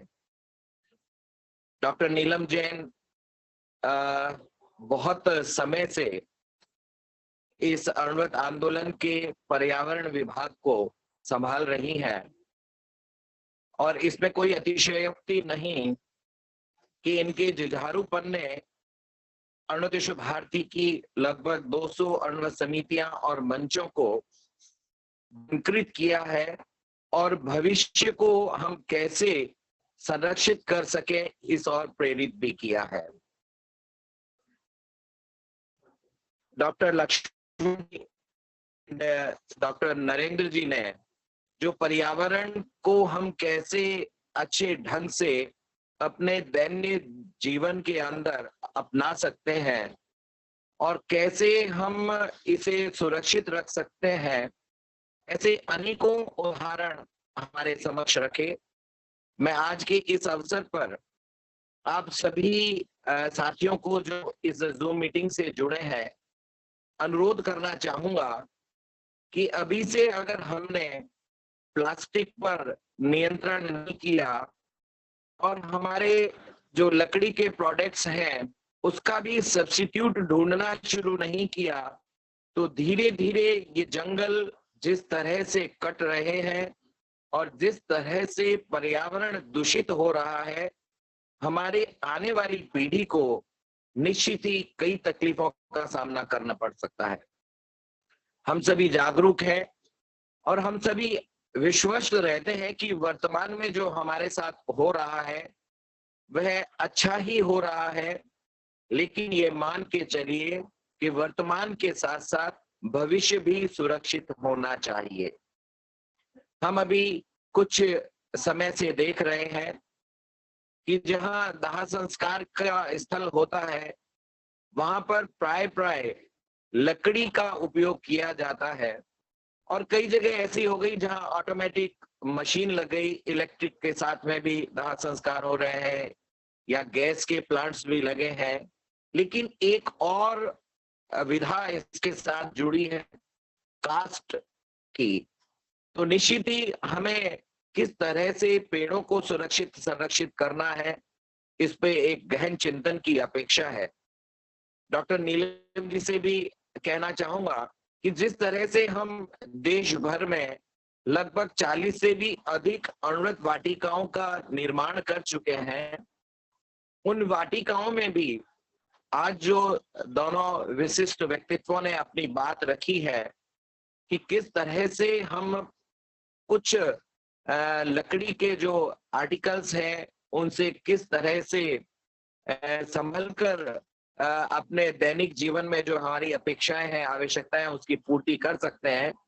तो उससे संबंधित कुछ बोर्ड्स बनाकर हमारी जो अणुव्रत वाटिकाएं हैं कि कैसे हम पर्यावरण को इन सब चीजों के कम से कम इस्तेमाल के साथ अपने रहन सहन को या अपने वातावरण को अच्छा बना सकते हैं, वह बोर्ड निश्चित रूप से वहां पर स्थापित किए जा सके, ताकि उस वाटिका में आने वाला व्यक्ति सहज ही समझ सके कि हमें पानी, बिजली, लकड़ी, इन सब का कैसे मितव्ययितापूर्ण उपयोग किया जाए, ताकि हमारा पर्यावरण जो है, जो एक ग्लोबल प्रॉब्लम हमें नजर आ रही है, वह उससे हम निजात पा सके।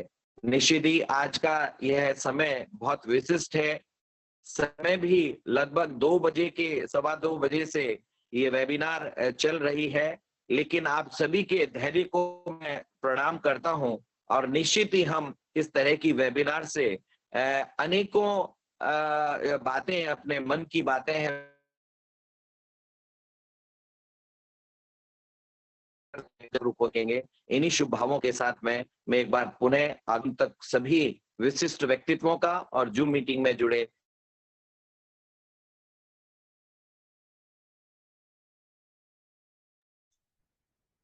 बहुत बहुत धन्यवाद अविनाश जी।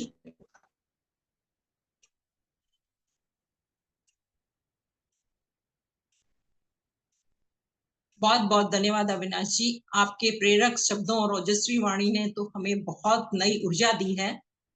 आपके विचारों के लिए मैं बहुत धन्यवाद ज्ञापित करना चाहूंगी।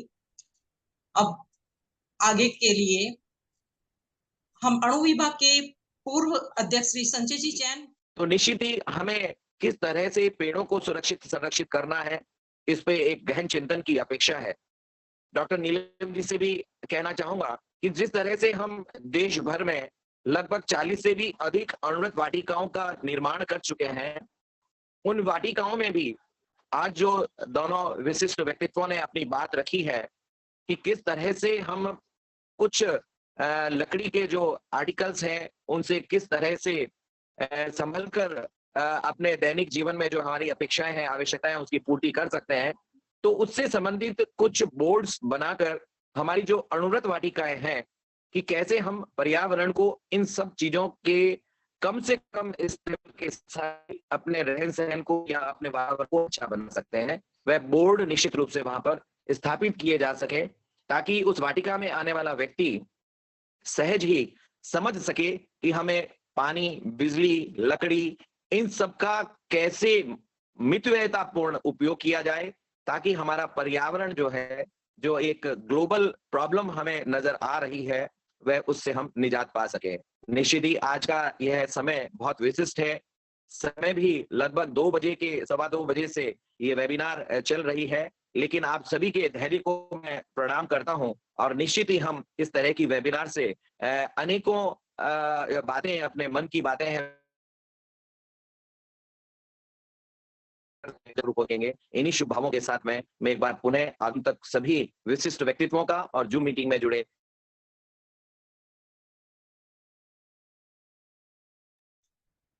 बहुत बहुत धन्यवाद अविनाश जी।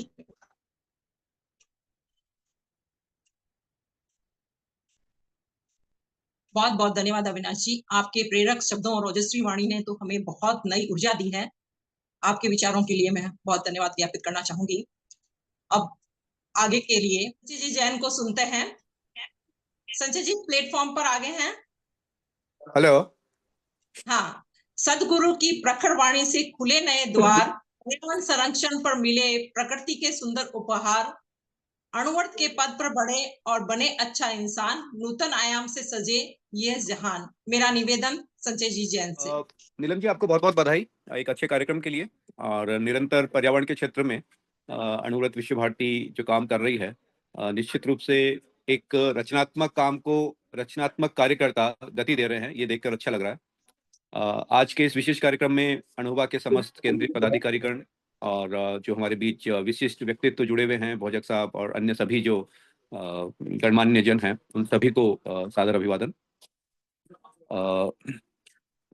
जो विषय इस वेबिनार का रखा गया है बहुत ही महत्वपूर्ण है, क्योंकि पर्यावरण एक ऐसा विषय है जो किताबों और भाषणों का विषय नहीं रह गया है अभी।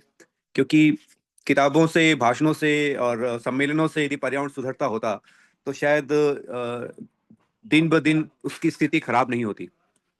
लेकिन अवेयर करने के लिए निश्चित रूप से उनका अपना महत्व है। सबसे महत्वपूर्ण बात यही है कि पर्यावरण हमारी जीवन शैली का अंग कैसे बने। हम इसको इतनी बारीकी तक ले जाएं कि हमारे हर काम के साथ हमें ये पता चले कि हमारे हर एक्शन का परिणाम पर्यावरण पर क्या हो रहा है। तो ये जागरूकता मैं समझता हूँ कि सबसे महत्वपूर्ण है इस क्षेत्र में काम करने के लिए। सबसे पहले तो अणुव्रत विश्व भारती के सभी कार्यकर्ता, सभी अणुव्रत कार्यकर्ता, खासतौर से पर्यावरण संरक्षण और पर्यावरण जागरूकता अभियान से जुड़े हुए कार्यकर्ता, उन्हें हम सबको ये कमिटमेंट लेना पड़ेगा, जो कि अणुव्रत आचार संहिता का जो 11वां नियम भी है, आपकी वॉइस से ब्रेक हो गई। लेके रात को सोने तक हमारा हर एक्शन हमारी उस एक स्कैनिंग से निकले कि उससे हम पर्यावरण का संरक्षण कर रहे हैं या उससे नुकसान पहुंचा रहे हैं। और यही सोच हमारे हर कार्यक्रमों के माध्यम से जन जन के बीच जा सके, उसके छोटे छोटे उदाहरण हम दे सकें। मैं समझता हूँ कि अणुव्रत ने भी इसका एक प्रयास किया कि जो हमारा 11वां अणुव्रत है कि पर्यावरण की समस्या के प्रति मैं जागरूक रहूंगा, वो जागरूक मैं कैसे रहूंगा, उसके लिए अनेक छोटे छोटे बिंदु अणुव्रत ने प्रस्तुत किए हैं। उसका उद्देश्य यही है कि हम बहुत बारीकी में जाकर उन चीजों को देख सके। अणुव्रत ने जो सुझाव प्रस्तुत किए हैं वो भी एक सुझाव मात्र हैं। हम अपने जीवन के आसपास देखते हुए, हमारी डे टू डे एक्टिविटी के पास देखते हुए, हम अपने लिए कुछ ऐसे नियम बनाएं जिससे हम पर्यावरण को संरक्षण कर सके, पर्यावरण को हम संरक्षित रखने में अपना योगदान दे सके। बहुत सी बार ये लगता है कि जब पूरी दुनिया ग्लोबल वार्मिंग के इस समस्या से गुजर रही है, क्लाइमेट चेंज हो रहा है, आज हम जब देख रहे हैं कि अमेरिका जैसे देश में, जब जिसे हम सबसे विकसित देश मानते हैं, वहाँ जो कैलिफोर्निया में जिस तरह से आग फैल रही है, घर के घर उसमें तबाह हो रहे हैं, हजारों लाखों लोगों को घर छोड़ के दूसरे सुरक्षित स्थानों पर जाना पड़ रहा है। तो एक सामान्य व्यक्ति को लग सकता है कि मैं यदि पर्यावरण के लिए छोटे छोटे कदम उठा रहा हूं कि पानी का वेस्टेज मैं नहीं कर रहा हूं, या प्लास्टिक का कम से कम उपयोग कर रहा हूं, प्लास्टिक का उपयोग भी कर रहा हूं तो वो जगह जगह मैं हर जगह नहीं उसको फैला रहा हूं, इलेक्ट्रिसिटी का मैं कैसे मिनिमाइज उसको मैं कर सकता हूं, एसी की जितनी जरूरत हो उतने में मैं काम ले सकता हूं, या जो एसी का टेम्परेचर है उसको मैं कैसे, जो मेरा कंफर्ट मेरे को जिससे मिल रहा है, क्या मैं उससे 1 डिग्री भी ऊपर सेट कर सकता हूँ। तो ये छोटे छोटे प्रयोगों के माध्यम से हमें लगने लगता है कि इन छोटी छोटी बातों से तो क्या होगा, जब पूरी दुनिया इसकी चपेट में आ गई है, पूरी पृथ्वी इसकी चपेट में आ रही है, तो मेरे छोटे से प्रयास से क्या होने वाला है। लेकिन यही सबसे बड़ी भूल हम कर रहे हैं यदि ऐसा हम सोच रहे हैं तो, क्योंकि इस पर्यावरण को जो नुकसान पहुंचा है वो हमारी छोटी छोटी आदतों से ही पहुंचा है। हमारी जो लाइफस्टाइल जो भौतिकवादी होती गई, जो हमारा जो पूरा जो कंसेप्ट है जिंदगी का, वो अधिक प्रोडक्शन और अधिक खपत के ऊपर हमारी पूरी इकोनॉमी निर्भर होने लगी। तो ये छोटे छोटे जो हमारी लाइफस्टाइल चेंज हुई उसी का ही परिणाम है। तो इसका समाधान भी छोटे छोटे तरीकों से ही हमें निकलेगा। एक तरफ हम देख रहे हैं कि बड़े स्तर पे भी अनेक देश कोशिश करते हैं, लेकिन आपने सुना होगा कि अभी रिसेंटली जब अमेरिका में नए राष्ट्रपति आए हैं, तो उन्होंने जो पर्यावरण के लिए जो पूरी दुनिया के देशों ने बैठ के कुछ एग्रीमेंट्स पे साइन किए थे, पेरिस एग्रीमेंट पे, तो उस अमेरिका के नए राष्ट्रपति ने अपने इनॉग्रेट भाषण में ही ये कह दिया कि हम उस ट्रीटी से बाहर निकल रहे हैं। तो ऐसे चीजें हमारे इस संकट को और बढ़ाती हैं, लेकिन इस बात को ये प्रूव भी करती हैं कि हम बड़ी ताकतों के, बड़े नेताओं के भरोसे यदि रहेंगे तो पर्यावरण का नुकसान ही होना है उसका। उनके भरोसे हम सोचें कि बड़े बड़े देश, बड़े बड़े नेता पर्यावरण के संरक्षण में आगे आएंगे और ये पृथ्वी को बचा लेंगे, तो हम बड़ी भूल कर रहे हैं। इसका समाधान छोटे छोटे प्रयोगों में ही निहित है कि किस तरह से हम अधिक से अधिक लोगों को अपने अभियान से जोड़ सके, कैसे उनके जीवन के छोटे छोटे बदलाव के माध्यम से हम पर्यावरण को बेहतर बनाने में मदद कर सके। क्योंकि हम जानते हैं, ये हम रोज देखते हैं कि जो समुद्र है वो भी हम मानते हैं कि छोटी छोटी बूंदों से बना है। उसकी जो ताकत है वो एक बूंद की ताकत को ही रिफ्लेक्ट करती है। तो वैसे ही एक एक इंसान की जो ताकत है वो पूरी दुनिया को बदलने की शक्ति रखती है।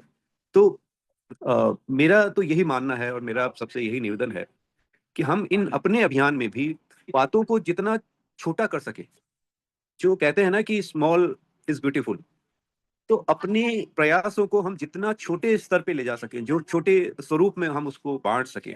क्योंकि ये जो रिसर्च हुई है उससे ये प्रूव हुआ है कि आदतों में यदि बदलाव हमें लाना है तो उसके लिए हमारी आदत को बहुत छोटा बनाना होगा। एटॉमिक हैबिट्स की बात हमने सुनी होगी, आपने, बहुत अच्छी बुक भी है एटॉमिक हैबिट्स के नाम से। तो उसमें यही बताया गया है कि आदत तभी बदल सकती है या नई आदत हम तभी डाल सकते हैं जब वो इतनी छोटी हो कि बहुत सहज रूप में हम उसे अपना सकें और अपने दैनिक जीवन का अंग बना सकें। तो दो बातें सबसे महत्वपूर्ण है। पहली बात तो पर्यावरण के प्रति हमारी जागरूकता बढ़े, उसके प्रति हमारा कमिटमेंट बढ़े, और फिर हम उसे अपने जीवन में लागू कर सकें, उसे हम अपने जीवन में अपना सकें, और इस रूप में अपना सकें कि उसे देख के हमारे आसपास रहने वाले 10-20 लोग भी उस दिशा में आगे बढ़ने के लिए प्रेरित हो सके। तो एक अणुव्रत कार्यकर्ता के रूप में हमारा सबसे बड़ा दायित्व यही है कि हम अपने जीवन में हम सबसे पहले उसको इम्प्लीमेंट करें, उसका प्रभाव अपने आसपास हम कैसे ले जा सके इसका हम प्रयास करें, और फिर अपने कार्यक्रमों के माध्यम से अणुव्रत के प्लेटफॉर्म का उपयोग करते हुए हम इसे अधिक से अधिक लोगों तक ले जा सके। तो मैं समझता हूं कि बहुत ही महत्वपूर्ण ये प्रकल्प है। हालांकि 11 अणुव्रत आचार संहिता जो है उसमें 11वां नियम है, लेकिन हम जिसे कहते हैं ना कि last but not the list, तो ये बहुत ही महत्वपूर्ण एक बिंदु है। और समय के साथ शायद ये एक विस्मयी होता है ये जानकर कि जिस पर्यावरण की समस्या को आज जिस गंभीरता के साथ हम महसूस कर रहे हैं, 75-76 साल पहले तो शायद उसे उस रूप में देखा भी नहीं गया होगा। लेकिन आचार्य तुलसी की ये दूरदर्शिता थी कि उन्होंने उस समय भी पर्यावरण के विषय को इसके साथ जोड़ा। लेकिन जोड़ना अपने आप में काफी नहीं है।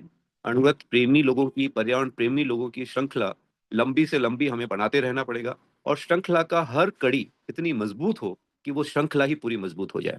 इसलिए हमें अपने आप पे ये गौरव होना चाहिए कि हम उस अणुव्रत श्रृंखला की एक कड़ी हैं, और हमारी मजबूती उस पूरी श्रृंखला को मजबूत करेगी, और हमारी कमी उस श्रृंखला को तोड़ने का भी कारण बन सकती है। इसलिए अणुव्रत से जुड़ना कोई साधारण बात नहीं है, एक बहुत बड़ी जिम्मेदारी इसके साथ जुड़ी है, एक बहुत बड़ा दायित्व इसके साथ जुड़ा है, एक बहुत बड़ा गौरव इसके साथ जुड़ा है। उस गौरव को, उस दायित्व को हम अनुभव करें, और अणुव्रत का जो संकल्प है, अणुव्रत का जो संयम का जो सूत्र है, उससे हम अपना हथियार बनाकर, संयम के हथियार के साथ हम अपने मिशन को आगे बढ़ाएं, अपने समर्पण के साथ इसमें लगे रहें।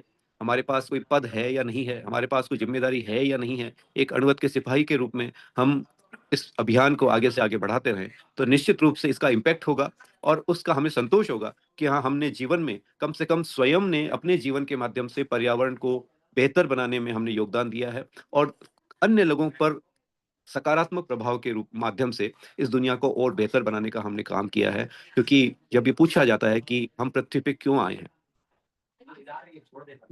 हर हर कार्य के पीछे कारण रहता है। तो हम इस पृथ्वी पे आए हैं तो हमें हर पल इस बात का एहसास रखना होगा कि हम इस पृथ्वी पे क्यों आए हैं। और इसका एक ही जवाब हो सकता है कि ये पृथ्वी जो सुंदर है, इसे और अधिक सुंदर बनाने के लिए हम इस पृथ्वी पर आए हैं। यदि ये सूत्र हमने अपने जीवन में, अपने मन में बसा लिया, तो कभी भी हम इस पृथ्वी को, इस दुनिया को, इस मानवता को कभी भी हम नुकसान पहुंचाने का, मैं समझता हूँ, कि कोशिश नहीं करेंगे। और बेहतरी के लिए अपने छोटे छोटे प्रयासों से, अपने छोटे छोटे कदमों से आगे बढ़ते रहेंगे, हमेशा बढ़ते रहेंगे। यही शुभकामना अपने प्रति, आप सबके प्रति, और पूरे अणुवत आंदोलन के प्रति, और अणुवत आंदोलन के साथ जुड़े पर्यावरण जागरूकता अभियान के हर एक कार्यकर्ता के प्रति मैं बहुत बहुत शुभकामना व्यक्त करता हूं कि आप इसी समर्पण भाव के साथ, तन मन और धन के साथ अपने डे टू डे अपनी जीवन शैली को बदलते हुए इस अभियान को आगे बढ़ाते रहेंगे। बहुत बहुत धन्यवाद और बधाई। बहुत बहुत धन्यवाद संजय जी, आपने बहुत ही सुंदर उद्बोधना के साथ में हमें संकल्पित भी कराया। हम अपनी जो हैबिट्स हैं, जो एटॉमिक हैबिट्स हैं, उसमें पूर्ण रूप से हम सक्षम हो पाए कि उनको चेंज कर पाए। और हम आपके जो पर्यावरण संरक्षण के प्रति जो आपने नूतन आयाम पर जो विचार प्रस्ताव दिया, वो हमारे लिए बहुत ही प्रेरणादायक रहेंगे और हम उसको गतिमान करेंगे। बहुत बहुत धन्यवाद। अब मैं आमंत्रित करना चाहूंगी सर्वे रिपोर्ट की प्रस्तुति की ओर। धन्यवाद नीलम जी। जैसा आपको पता होगा कि हम लोग अभी इंदौर में हैं, तो मैं क्षमा चाहूंगा बीच में थोड़ा डिस्टर्बेंस भी है, उसके लिए भी, और कंटिन्यू नहीं जुड़े रहने के लिए बहुत बहुत धन्यवाद। थैंक यू, आपका अपना अमूल्य समय निकाला। आज हमारे राष्ट्रीय अध्यक्ष महोदय, महामंत्री जी और निवर्तमान अध्यक्ष और हमारे पूर्व अध्यक्ष, सभी लोग एक बड़े कार्यक्रम में बिजी होने के बावजूद भी हमें एक अमूल्य समय प्रदान किया, तो हम इस बात के लिए भी गौरवान्वित महसूस करते हैं। अब मैं सर्वे रिपोर्ट की प्रस्तुति की ओर बढ़ते हुए जो तथ्य हमारे सामने आए हैं, वो अगले हमारे कदम बन जाएं, इसके लिए हमें सर्वे की रिपोर्ट प्रस्तुत करनी है। नीलम जी, आपको बहुत बहुत बधाई एक अच्छे कार्यक्रम के लिए। और निरंतर पर्यावरण के क्षेत्र में अणुव्रत विश्व भारती जो काम कर रही है, निश्चित रूप से एक रचनात्मक काम को रचनात्मक कार्यकर्ता गति दे रहे हैं, ये देखकर अच्छा लग रहा है। आज के इस विशेष कार्यक्रम में अणुवा के समस्त केंद्रीय पदाधिकारीगण और जो हमारे बीच विशिष्ट व्यक्तित्व जुड़े हुए हैं, भोजक साहब और अन्य सभी जो गणमान्य जन हैं, उन सभी को सादर अभिवादन। जो विषय इस वेबिनार का रखा गया है बहुत ही महत्वपूर्ण है, क्योंकि पर्यावरण एक ऐसा विषय है जो किताबों और भाषणों का विषय नहीं रह गया है अभी। क्योंकि किताबों से, भाषणों से और सम्मेलनों से यदि पर्यावरण सुधरता होता तो शायद दिन ब दिन उसकी स्थिति खराब नहीं होती। लेकिन अवेयर करने के लिए निश्चित रूप से उनका अपना महत्व है।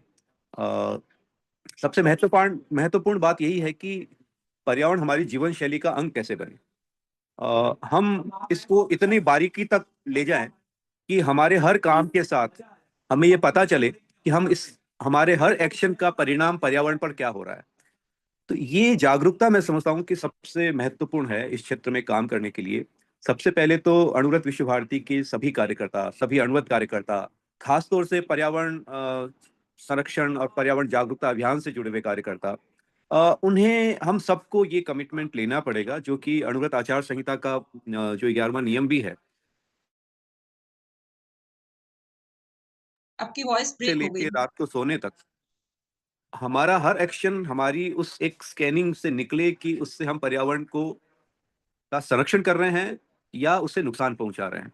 और यही सोच हमारे हर कार्यक्रमों के माध्यम से जन जन के बीच जा सके, उसके छोटे छोटे उदाहरण हम दे सके। मैं समझता हूँ कि अणुव्रत ने भी इसका एक प्रयास किया कि जो हमारा 11वां अणुव्रत है कि पर्यावरण की समस्या के प्रति मैं जागरूक रहूंगा, वो जागरूक मैं कैसे रहूंगा, उसके लिए अनेक छोटे छोटे बिंदु अणुव्रत ने प्रस्तुत किए हैं।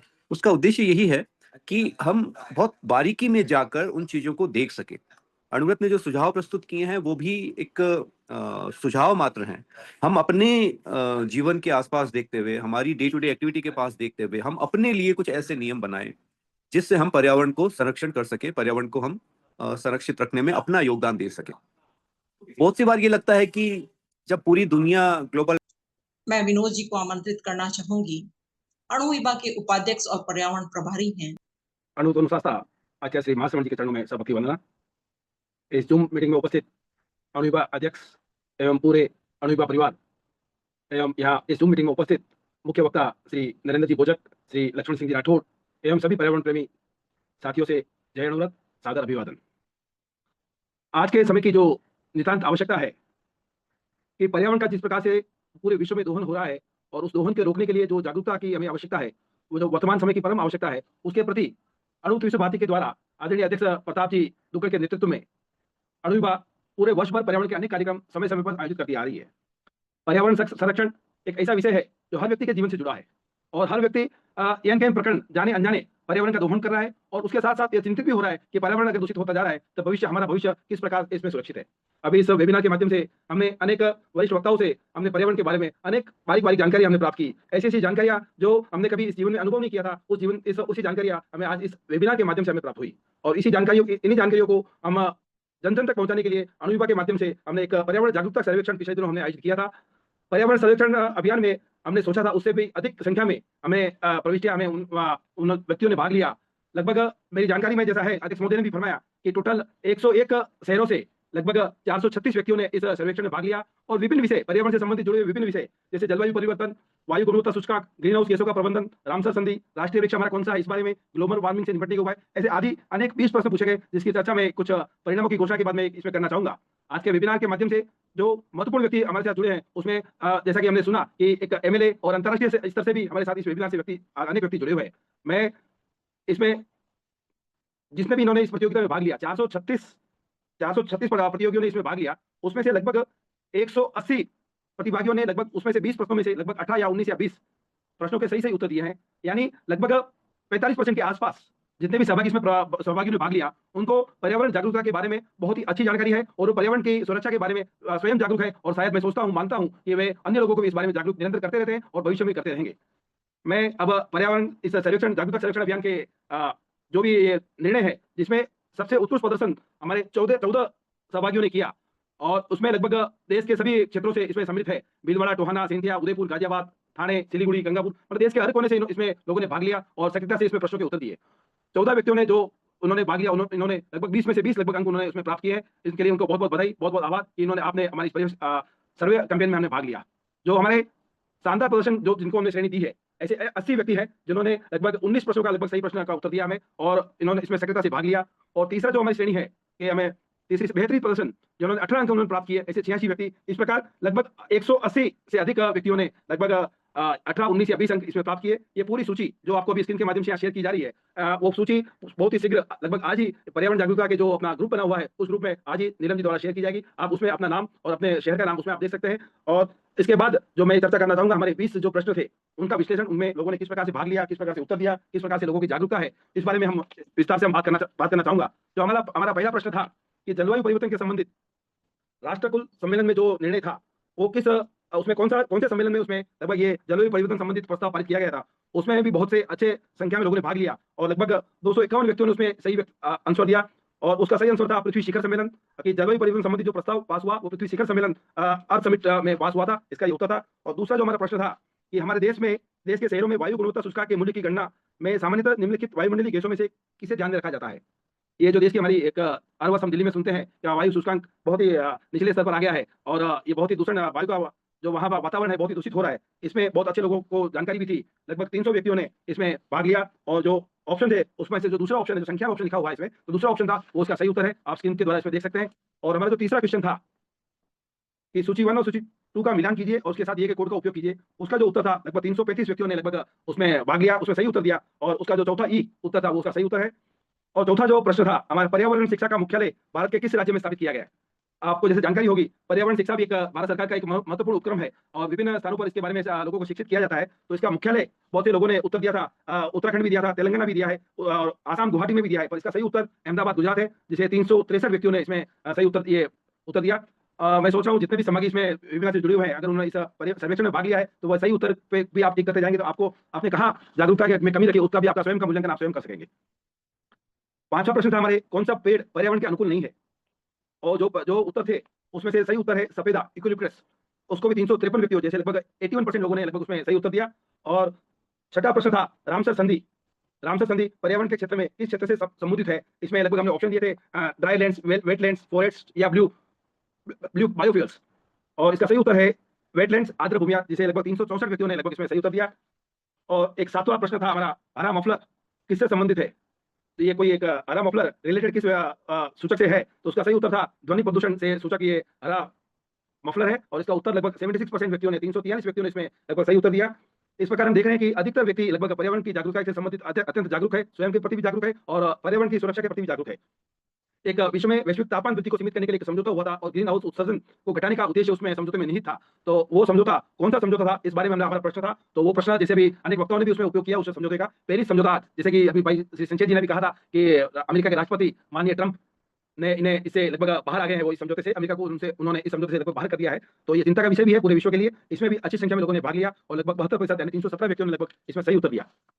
बहुत सारे लोगों को अभी भी ये जानकारी नहीं है राष्ट्रीय हमारे पशु कौन सा है, हमारा फल कौन सा है, राष्ट्रीय वृक्ष कौन सा है, ये संबंधित हमारा ये प्रश्न था नौवा कि कौन सा वृक्ष भारत का राष्ट्रीय वृक्ष है।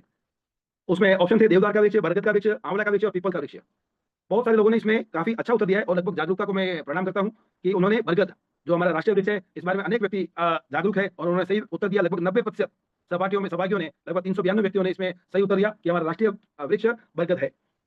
हम जो दिवाली पे या अन्य अवसरों पर जो हम पटाखे हम फोड़ते हैं या जलाते हैं उसमें कौन सा रसायन हम उपयोग करते हैं उसके बारे में जो जानकारी हमने पूछी थी प्रश्न के माध्यम से, तो उसमें लगभग 77% व्यक्तियों ने सही उत्तर दिया और सही उत्तर है उसका KNO3 पोटेशियम नाइट्रेट, जो पटाखों में लगभग सभी निर्माता उसमें उपयोग करते हैं पटाखों में पोटेशियम नाइट्रेट। 11वां जो प्रश्न था हमारा, निम्न में से कौन से वृक्ष कौन से पौधे आयुर्वेदिक औषधियों से युक्त है।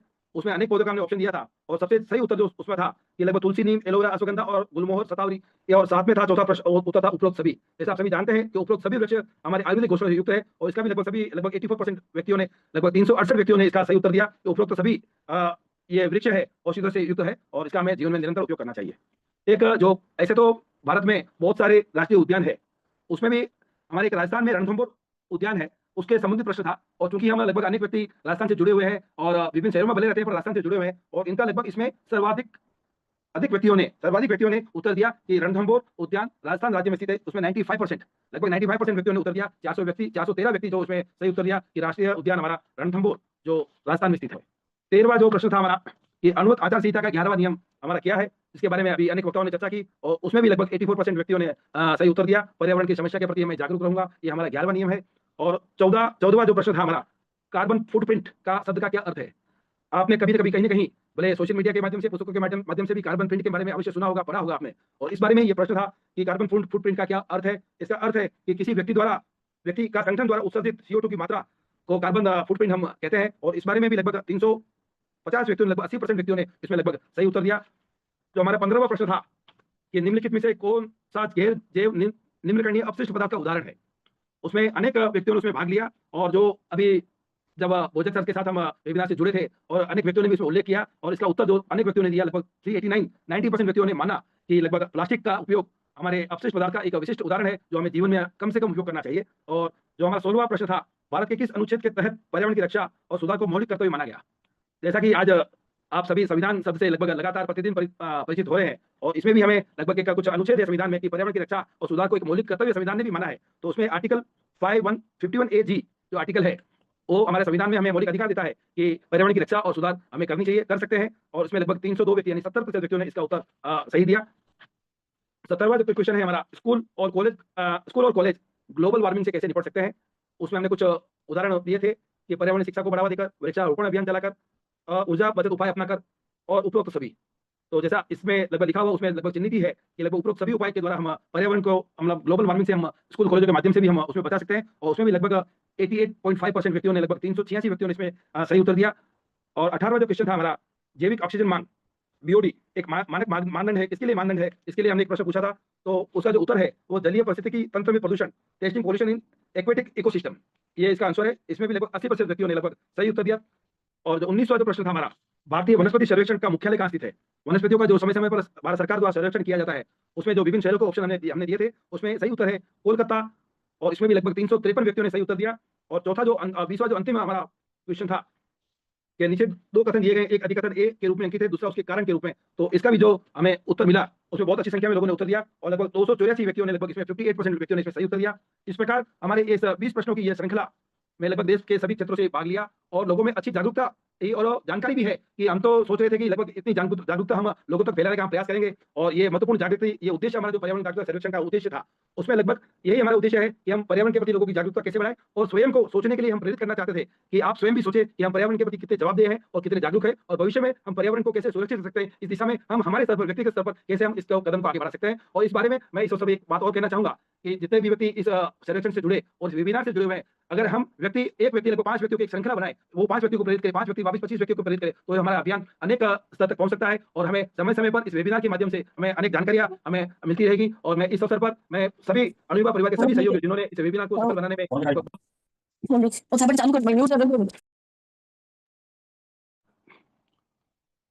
सभी सहयोगी के प्रति बहुत-बहुत आभार कि सर्वेक्षण में आपने बहुत श्रम किया, उस सर्वेक्षण को सफल बनाया। मैं इसी भावना के साथ कि आप सभी पर्यावरण के प्रति निरंतर जागरूक रहेंगे और निरंतर दूसरों को भी जागरूक करते रहेंगे, इसी आशा और विश्वास के साथ जय अणुव्रत, जय जिनेन्द्र। बहुत-बहुत धन्यवाद विनोद जी। आपकी प्रस्तुति ने तो सर्वेक्षण के परिणामों को बहुत स्पष्ट और प्रभावी रूप दे दिया। बहुत-बहुत धन्यवाद। अब हम कार्यक्रम को आगे बढ़ाते हुए बात करते हैं। निवेश जी, आप प्लेटफॉर्म से जुड़े हैं? हाँ, जुड़ा हुआ हूँ। जी, जुड़ा हुआ हूँ। सवालों में छिपा है हर समाधान, उत्तर देंगे सामान्य वक्ता और खुले नए आयाम। सभी प्रतिभागियों को जिनकी जिज्ञासा आई है, वो प्रश्न हमारे बीच में वैज्ञानिक जो सोच रखने वाले हैं, उनसे हम साझा करेंगे और उनकी जिज्ञासाओं को शांत करेंगे। निवेश जी, Yeah. क्वेश्चन है? Kavita, please share them with the speaker and address their queries. Very much thank you. सबसे पहले नीलम जी, आपका बहुत-बहुत शुक्रिया इस अच्छे से मौके के लिए, और सभी सहभागियों के लिए बहुत-बहुत धन्यवाद कि आप सभी लोग यहाँ पे आए और आपने जैसे हमारे जो प्रताप सर हुए या मनोज सर हुए, उनका साथों सहयोग से हम ये एनवायरमेंटल कंजर्वेशन के कैंपेन को और आगे बढ़ा सकते हैं। और लक्ष्मण सर और नरेंद्र सर ने जो इनसाइट्स दी है, वो बिल्कुल हमें बहुत आगे बढ़ाएँगे। और वैसे तो 2 सवाल आए थे। अब एक था difference in between practical and theory regarding environment, how can we overcome this gap? ये मेरे पापा विजय दुग्गल ने काठमांडू से उन्होंने पूछा। और दूसरा एक सवाल था वेस्ट एज अ रिसोर्स को कैसे यूज़ कर सकते हैं? ये मनीष जी ने ये 2 सवाल पूछे थे। तो अब ये प्रैक्टिकल और थ्योरी का रिलेटेड यही है कि जो हमारे वक्ता भोजक सर ने जैसे कहा था कि ये थ्योरी जो लर्निंग बाय डूइंग वाला जो एग्जांपल है, वैसे करते जाएँगे तो उस कॉन्टेक्स्ट के हिसाब से हम अपने आप को वातावरण मैत्री और अपना लाइफ़स्टाइल को सस्टेनेबल बना सकते हैं। और दूसरा ये जो सवाल जो मनीष जी ने जो पूछा था कि वेस्ट एज अ रिसोर्स कैसे कर सकते हैं? जैसे हम लोग शुरू से ही जैसे हम लोग घर में कोई भी सामान आता है तो हम उसका ऑप्टिमम यूटिलाइज़ेशन करते हैं। वैसे ही उसका ऑप्टिमम यूटिलाइज़ेशन करने के बाद वो वेस्ट को आप सेग्रीगेट करेंगे ना, तो वो एकदम अच्छा होगा। जैसे पेपर को आप अलग रखेंगे, प्लास्टिक को अलग रखेंगे, या खाने-पीने की जो अलग है। जैसे यहाँ पे जर्मनी में हम लोग क्या करते हैं कि जैसे मेरा जो किचन है, उस किचन में हम लोग के पास एक ठो अलग सा डस्टबिन है, जिसमें सिर्फ़ आपके खाने-पीने की सिर्फ़ सामान जाती है, जो वेस्ट होती है। जैसे केला का छिलका हुआ या किसी और फल-फूल का जो छिलका होता है, वो सिर्फ़ उसमें जाता है। और उसको पर्टिकुलरली उसको प्लास्टिक से यूज़ ना करें। उसको यूज़ करें तो अगर आप उसको डालें तो कोई पेपर का जो बैग होता है, पेपर का बैग में ही डालें। ताकि वो बायोडिग्रेडेबल जो बाद में जाके जो कचरा वाला जो आता है उठाने के लिए, तो वो उसको फिर से अलग से उसको सेपरेट ना करना पड़े बोल के, इस कारण से क्योंकि आपका कागज़ जो है वो बायोडिग्रेडेबल है, तो ईज़ी और भी एकदम ईज़ी हो जाता है काम करने के लिए। पहला चीज़ हम लोग को जो करना है कि हमें वेस्ट को सेपरेशन करना है कि कौन-सा वेस्ट किधर जाएगा। प्लास्टिक और पेपर को सबसे ज़्यादा तो प्लास्टिक और पेपर को भी सेपरेट करके रख देना चाहिए, ताकि आगे का टाइम पे आगे जाके ईज़िली उसको प्रोसेसिंग और रिसाइक्लिंग कर सकें। और तीसरी बात है कि जो हम लोग सामान मँगाते हैं या ऑनलाइन से जो ऑर्डर करते हैं, तो फिर उसमें से जो बक्से सारे जितने भी बक्से आते हैं, उसको हम लोग अच्छे से प्रिज़र्व कर सकते हैं। तो प्रिज़र्व करें और बाद में जाके कोई भी सामान देना हो या किसी को गिफ्ट रैप करके देना हो, तो वैसे भी रैप अप करके दे सकते हैं। ये सर ये 1-2 टिप्स है जो जिससे हम लोग वेस्ट रिसोर्सेज़ को वेस्ट एज़ अ रिसोर्स कर सकते हैं। और दूसरी वो isn't it high time the government, एक विकास सुराना जी ने एक क्वेश्चन पूछा है कि isn't high time the government makes mandatory separate plastic and organic waste at home? तो हाँ, ये ऑफ कोर्स है।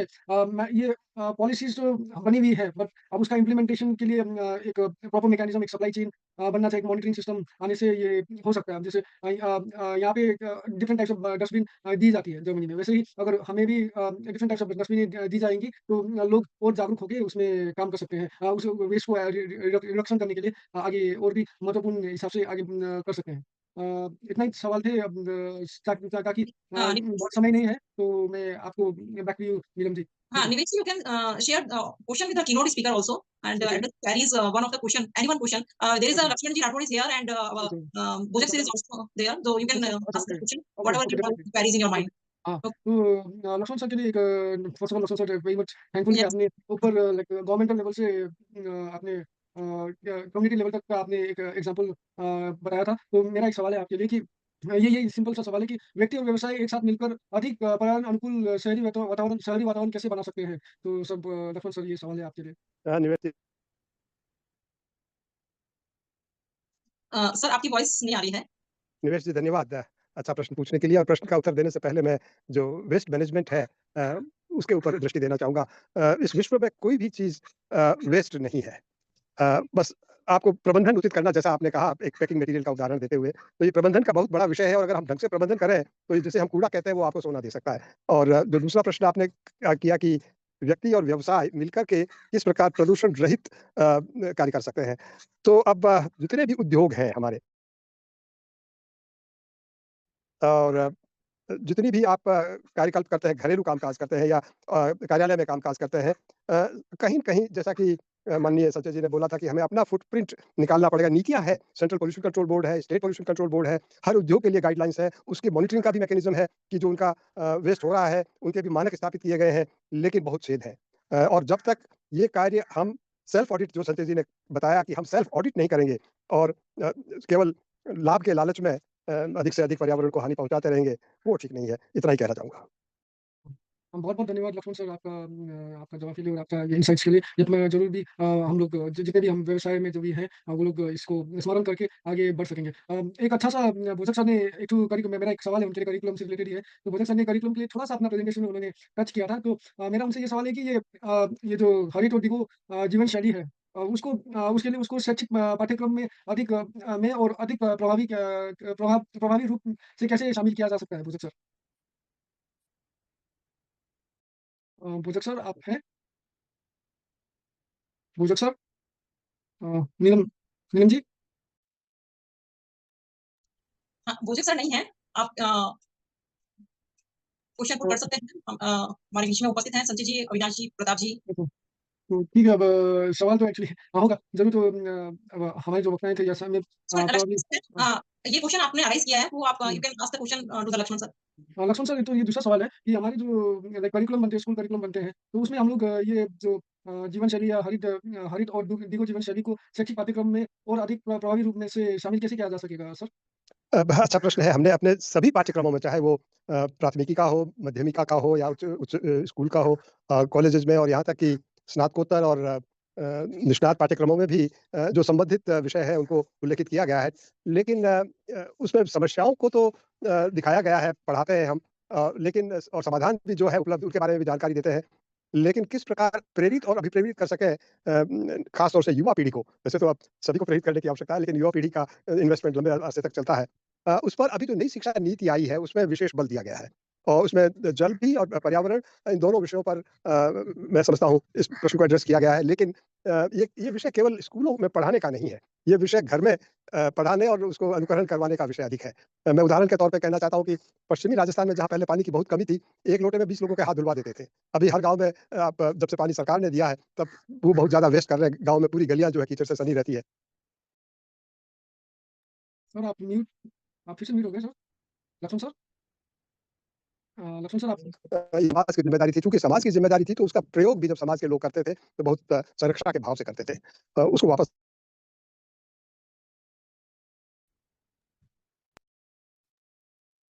सर लक्ष्मण सर आप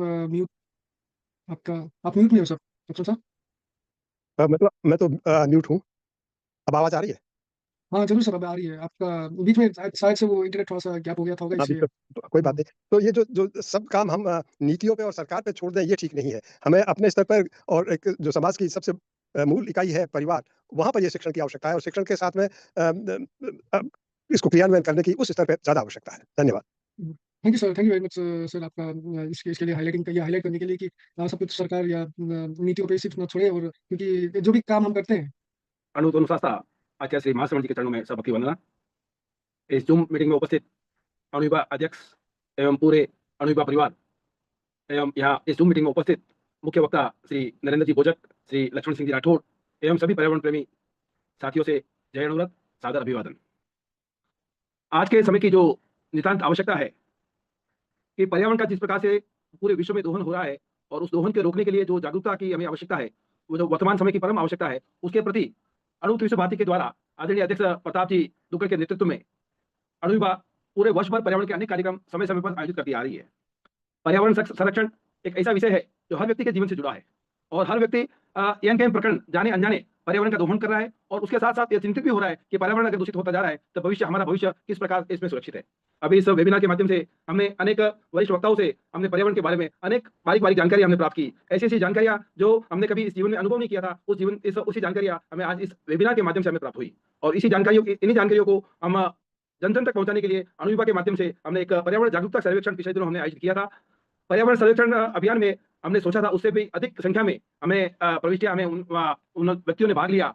लगभग मेरी जानकारी में जैसा है, अध्यक्ष महोदय ने भी फरमाया कि टोटल 101 शहरों से लगभग 436 व्यक्तियों ने इस सर्वेक्षण में भाग लिया और विभिन्न विषय, पर्यावरण से संबंधित जुड़े हुए विभिन्न विषय जैसे जलवायु परिवर्तन, वायु गुणवत्ता सूचकांक, ग्रीन हाउस गैसों का प्रबंधन, रामसर संधि, राष्ट्रीय वृक्ष हमारा कौन सा है इस बारे में, ग्लोबल वार्मिंग से निपटने के उपाय, ऐसे आदि अनेक 20 प्रश्न पूछे गए, जिसकी चर्चा में कुछ परिणामों की घोषणा के बाद में इसमें करना चाहूंगा।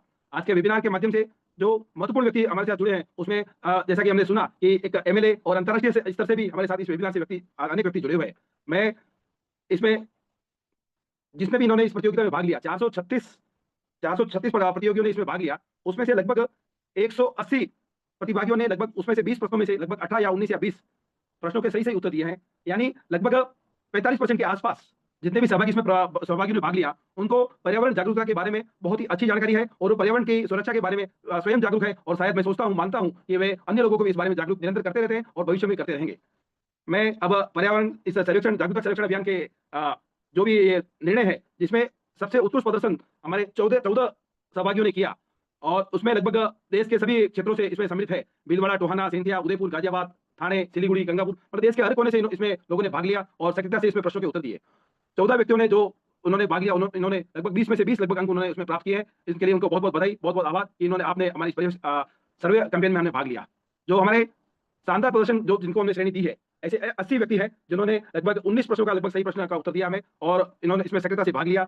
और तीसरा जो हमारी श्रेणी है कि हमें तीसरी बेहतरीन प्रदर्शन जिन्होंने 18 अंक उन्होंने प्राप्त किए, ऐसे 86 व्यक्ति। इस प्रकार लगभग 180 से अधिक व्यक्तियों ने लगभग 18, 19 या 20 अंक इसमें प्राप्त किए। ये पूरी सूची जो आपको अभी स्क्रीन के माध्यम से यहाँ शेयर की जा रही है, वो सूची बहुत ही शीघ्र लगभग आज ही पर्यावरण जागरूकता के जो अपना ग्रुप बना हुआ है उस ग्रुप में आज ही नीलम जी द्वारा शेयर की जाएगी। आप उसमें अपना नाम और अपने शहर का नाम उसमें आप देख सकते हैं। और इसके बाद जो मैं चर्चा करना चाहूंगा, हमारे 20 जो प्रश्न थे उनका विश्लेषण, उनमें लोगों ने किस प्रकार से भाग लिया, किस प्रकार से उत्तर दिया, किस प्रकार से लोगों की जागरूकता है, इस बारे में हम विस्तार से बात करना चाहूंगा। जो हमारा पहला प्रश्न था कि जलवायु परिवर्तन के संबंधित राष्ट्रकुल सम्मेलन में जो निर्णय था वो उसमें कौन से सम्मेलन में उसमें लगभग ये जलवायु परिवर्तन संबंधित प्रस्ताव पारित किया गया था। उसमें भी बहुत से अच्छे संख्या में लोगों ने भाग लिया और लगभग 251 व्यक्तियों ने उसमें सही आंसर दिया और उसका सही आंसर था पृथ्वी शिखर सम्मेलन। कि जलवायु परिवर्तन संबंधित जो प्रस्ताव पास हुआ वो पृथ्वी शिखर सम्मेलन अर्थ समिट में पास हुआ था, इसका ये उत्तर था। और दूसरा जो हमारा प्रश्न था कि हमारे देश के शहरों में वायु गुणवत्ता सूचकांक के मूल्य की गणना में सामान्यतः निम्नलिखित वायुमंडलीय गैसों में से किसे ध्यान में रखा जाता है। ये जो देश की हमारी एक हर वर्ष हम दिल्ली में सुनते हैं कि वायु सूचकांक बहुत ही निचले स्तर पर आ गया है और ये बहुत ही दूषण वायु का जो वहाँ का वातावरण है बहुत ही दूषित हो रहा है। इसमें बहुत अच्छे लोगों को जानकारी भी थी। लगभग 300 व्यक्तियों ने इसमें भाग लिया और जो ऑप्शन थे उसमें से जो दूसरा ऑप्शन है, जो संख्या ऑप्शन लिखा हुआ है इसमें, तो दूसरा ऑप्शन था वो उसका सही उत्तर है। आप स्क्रीन के द्वारा इसमें देख सकते हैं। और हमारा जो तीसरा क्वेश्चन था कि सूची 1 और सूची 2 का मिलान कीजिए और उसके साथ ये के कोड का उपयोग कीजिए, उसका जो उत्तर था लगभग 335 व्यक्तियों ने लगभग उसमें भाग लिया, उसमें सही उत्तर दिया और उसका जो चौथा उत्तर था वो उसका सही उत्तर है। और चौथा जो प्रश्न था, हमारा पर्यावरण शिक्षा का मुख्यालय भारत के किस राज्य में स्थापित किया गया है। आपको जैसे जानकारी होगी, पर्यावरण शिक्षा भी एक भारत सरकार का एक महत्वपूर्ण उपक्रम है और विभिन्न स्थानों पर इसके बारे में लोगों को शिक्षित किया जाता है। तो इसका मुख्यालय बहुत से लोगों ने उत्तर दिया था, उत्तराखंड भी दिया था, तेलंगाना भी दिया है और आसाम गुवाहाटी में भी दिया है, पर इसका सही उत्तर अहमदाबाद गुजरात है, जिसे 363 व्यक्तियों ने इसमें सही उत्तर दिया। मैं सोच रहा हूँ जितने भी समागी इसमें वेबिनार से जुड़े हुए हैं, अगर उन्होंने इस सर्वेक्षण में भाग लिया है तो वह सही उत्तर पे भी आप टिक करते जाएंगे तो आपको आपने कहा जागरूकता में कमी रखी उसका भी आपका स्वयं का मूल्यांकन आप स्वयं कर सकेंगे। पांचवा प्रश्न था हमारे, कौन सा पेड़ पर्यावरण के अनुकूल नहीं है। और जो उत्तर थे उसमें से सही उत्तर है सफेदा, यूकेलिप्टस। उसको भी 353 व्यक्तियों जैसे लगभग 81% लोगों ने लगभग उसमें सही उत्तर दिया। और छठा प्रश्न था रामसर संधि। रामसर संधि पर्यावरण के क्षेत्र में किस क्षेत्र से संबंधित है। इसमें लगभग हमने ऑप्शन दिए थे ड्राई लैंड्स, वेटलैंड्स, फॉरेस्ट या ब्लू बायोफ्यूल्स। और इसका सही उत्तर है वेटलैंड्स, आर्द्र भूमियां, जिसे लगभग 364 व्यक्तियों ने लगभग इसमें सही उत्तर दिया। और एक सातवां प्रश्न था हमारा, हरा मफलर किससे संबंधित है। तो ये कोई एक हरा मफलर रिलेटेड किस सूचक से है, तो उसका सही उत्तर था ध्वनि प्रदूषण से सूचक ये हरा मफलर है। और इसका उत्तर लगभग 76% व्यक्तियों ने, 343 व्यक्तियों ने इसमें लगभग सही उत्तर दिया। इस प्रकार हम देख रहे हैं कि अधिकतर व्यक्ति लगभग पर्यावरण की जागरूकता से संबंधित अत्यंत जागरूक है, स्वयं के प्रति भी जागरूक है और पर्यावरण की सुरक्षा के प्रति भी जागरूक है। एक विश्व में वैश्विक तापमान वृद्धि को सीमित करने के लिए एक समझौता हुआ था और ग्रीन हाउस उत्सर्जन को घटाने का उद्देश्य उसमें समझौते में निहित था। तो वो समझौता कौन सा समझौता था, इस बारे में हमारा प्रश्न था। तो वो प्रश्न जैसे भी अनेक वक्ताओं ने भी उसमें उपयोग किया उस समझौते का, पेरिस समझौता, जैसे कि अभी भाई श्री संचेत जी ने भी कहा था कि अमेरिका के राष्ट्रपति माननीय ट्रंप ने इन्हें इससे लगभग बाहर आ गए हैं, वो इस समझौते से, अमेरिका को उन्होंने इस समझौते से लगभग बाहर कर दिया है। तो ये चिंता का विषय भी है पूरे विश्व के लिए। इसमें भी अच्छी संख्या में लोगों ने भाग लिया और लगभग 72% यानी 317 व्यक्तियों ने लगभग इसमें सही उत्तर दिया। बहुत सारे लोगों को अभी भी ये जानकारी नहीं है राष्ट्रीय हमारे पशु कौन सा है, हमारा फल कौन सा है, राष्ट्रीय वृक्ष कौन सा है। ये संबंधित हमारा ये प्रश्न था हुआ कि कौन सा वृक्ष भारत का राष्ट्रीय वृक्ष है।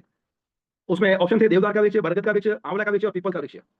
बहुत सारे लोगों ने इसमें काफी अच्छा उत्तर दिया है और लगभग जागरूकता को मैं प्रणाम करता हूँ कि उन्होंने बरगद जो हमारा राष्ट्रीय वृक्ष है इस बारे में अनेक व्यक्ति जागरूक है और उन्होंने सही उत्तर दिया। लगभग 90% सहभागियों ने लगभग 392 व्यक्तियों ने इसमें सही उत्तर दिया कि हमारा राष्ट्रीय वृक्ष बरगद है। हम जो दिवाली पे या अन्य अवसरों पर जो हम पटाखे हम फोड़ते हैं या जलाते हैं उसमें कौन सा रसायन हम उपयोग करते हैं उसके बारे में जो जानकारी हमने पूछी थी प्रश्न के माध्यम से, तो उसमें लगभग 77% व्यक्तियों ने सही उत्तर दिया और सही उत्तर है उसका KNO3 पोटेशियम नाइट्रेट, जो पटाखों में लगभग सभी निर्माता उसमें उपयोग करते हैं पटाखों में पोटेशियम नाइट्रेट। 11वां जो प्रश्न था हमारा, निम्न में से कौन से वृक्ष कौन से पौधे आयुर्वेदिक औषधियों से युक्त है।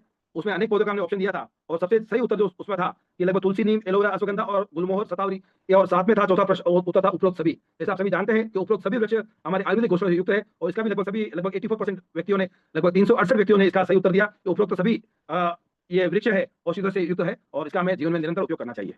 एक जो ऐसे तो भारत में बहुत सारे राष्ट्रीय उद्यान है, उसमें भी हमारे एक राजस्थान में रणथंभौर उद्यान है, उसके संबंधित प्रश्न था। और चूंकि हम लगभग अनेक व्यक्ति राजस्थान से जुड़े हुए हैं और विभिन्न शहरों में भले रहते हैं पर राजस्थान से जुड़े हुए हैं और इनका लगभग इसमें सर्वाधिक व्यक्तियों ने उत्तर दिया कि रणथंभौर उद्यान राजस्थान राज्य में स्थित है। उसमें 95% लगभग 95% व्यक्तियों ने उत्तर दिया। 413 व्यक्ति जो उसमें सही उत्तर दिया कि राष्ट्रीय उद्यान हमारा रणथंभौर जो राजस्थान में स्थित है।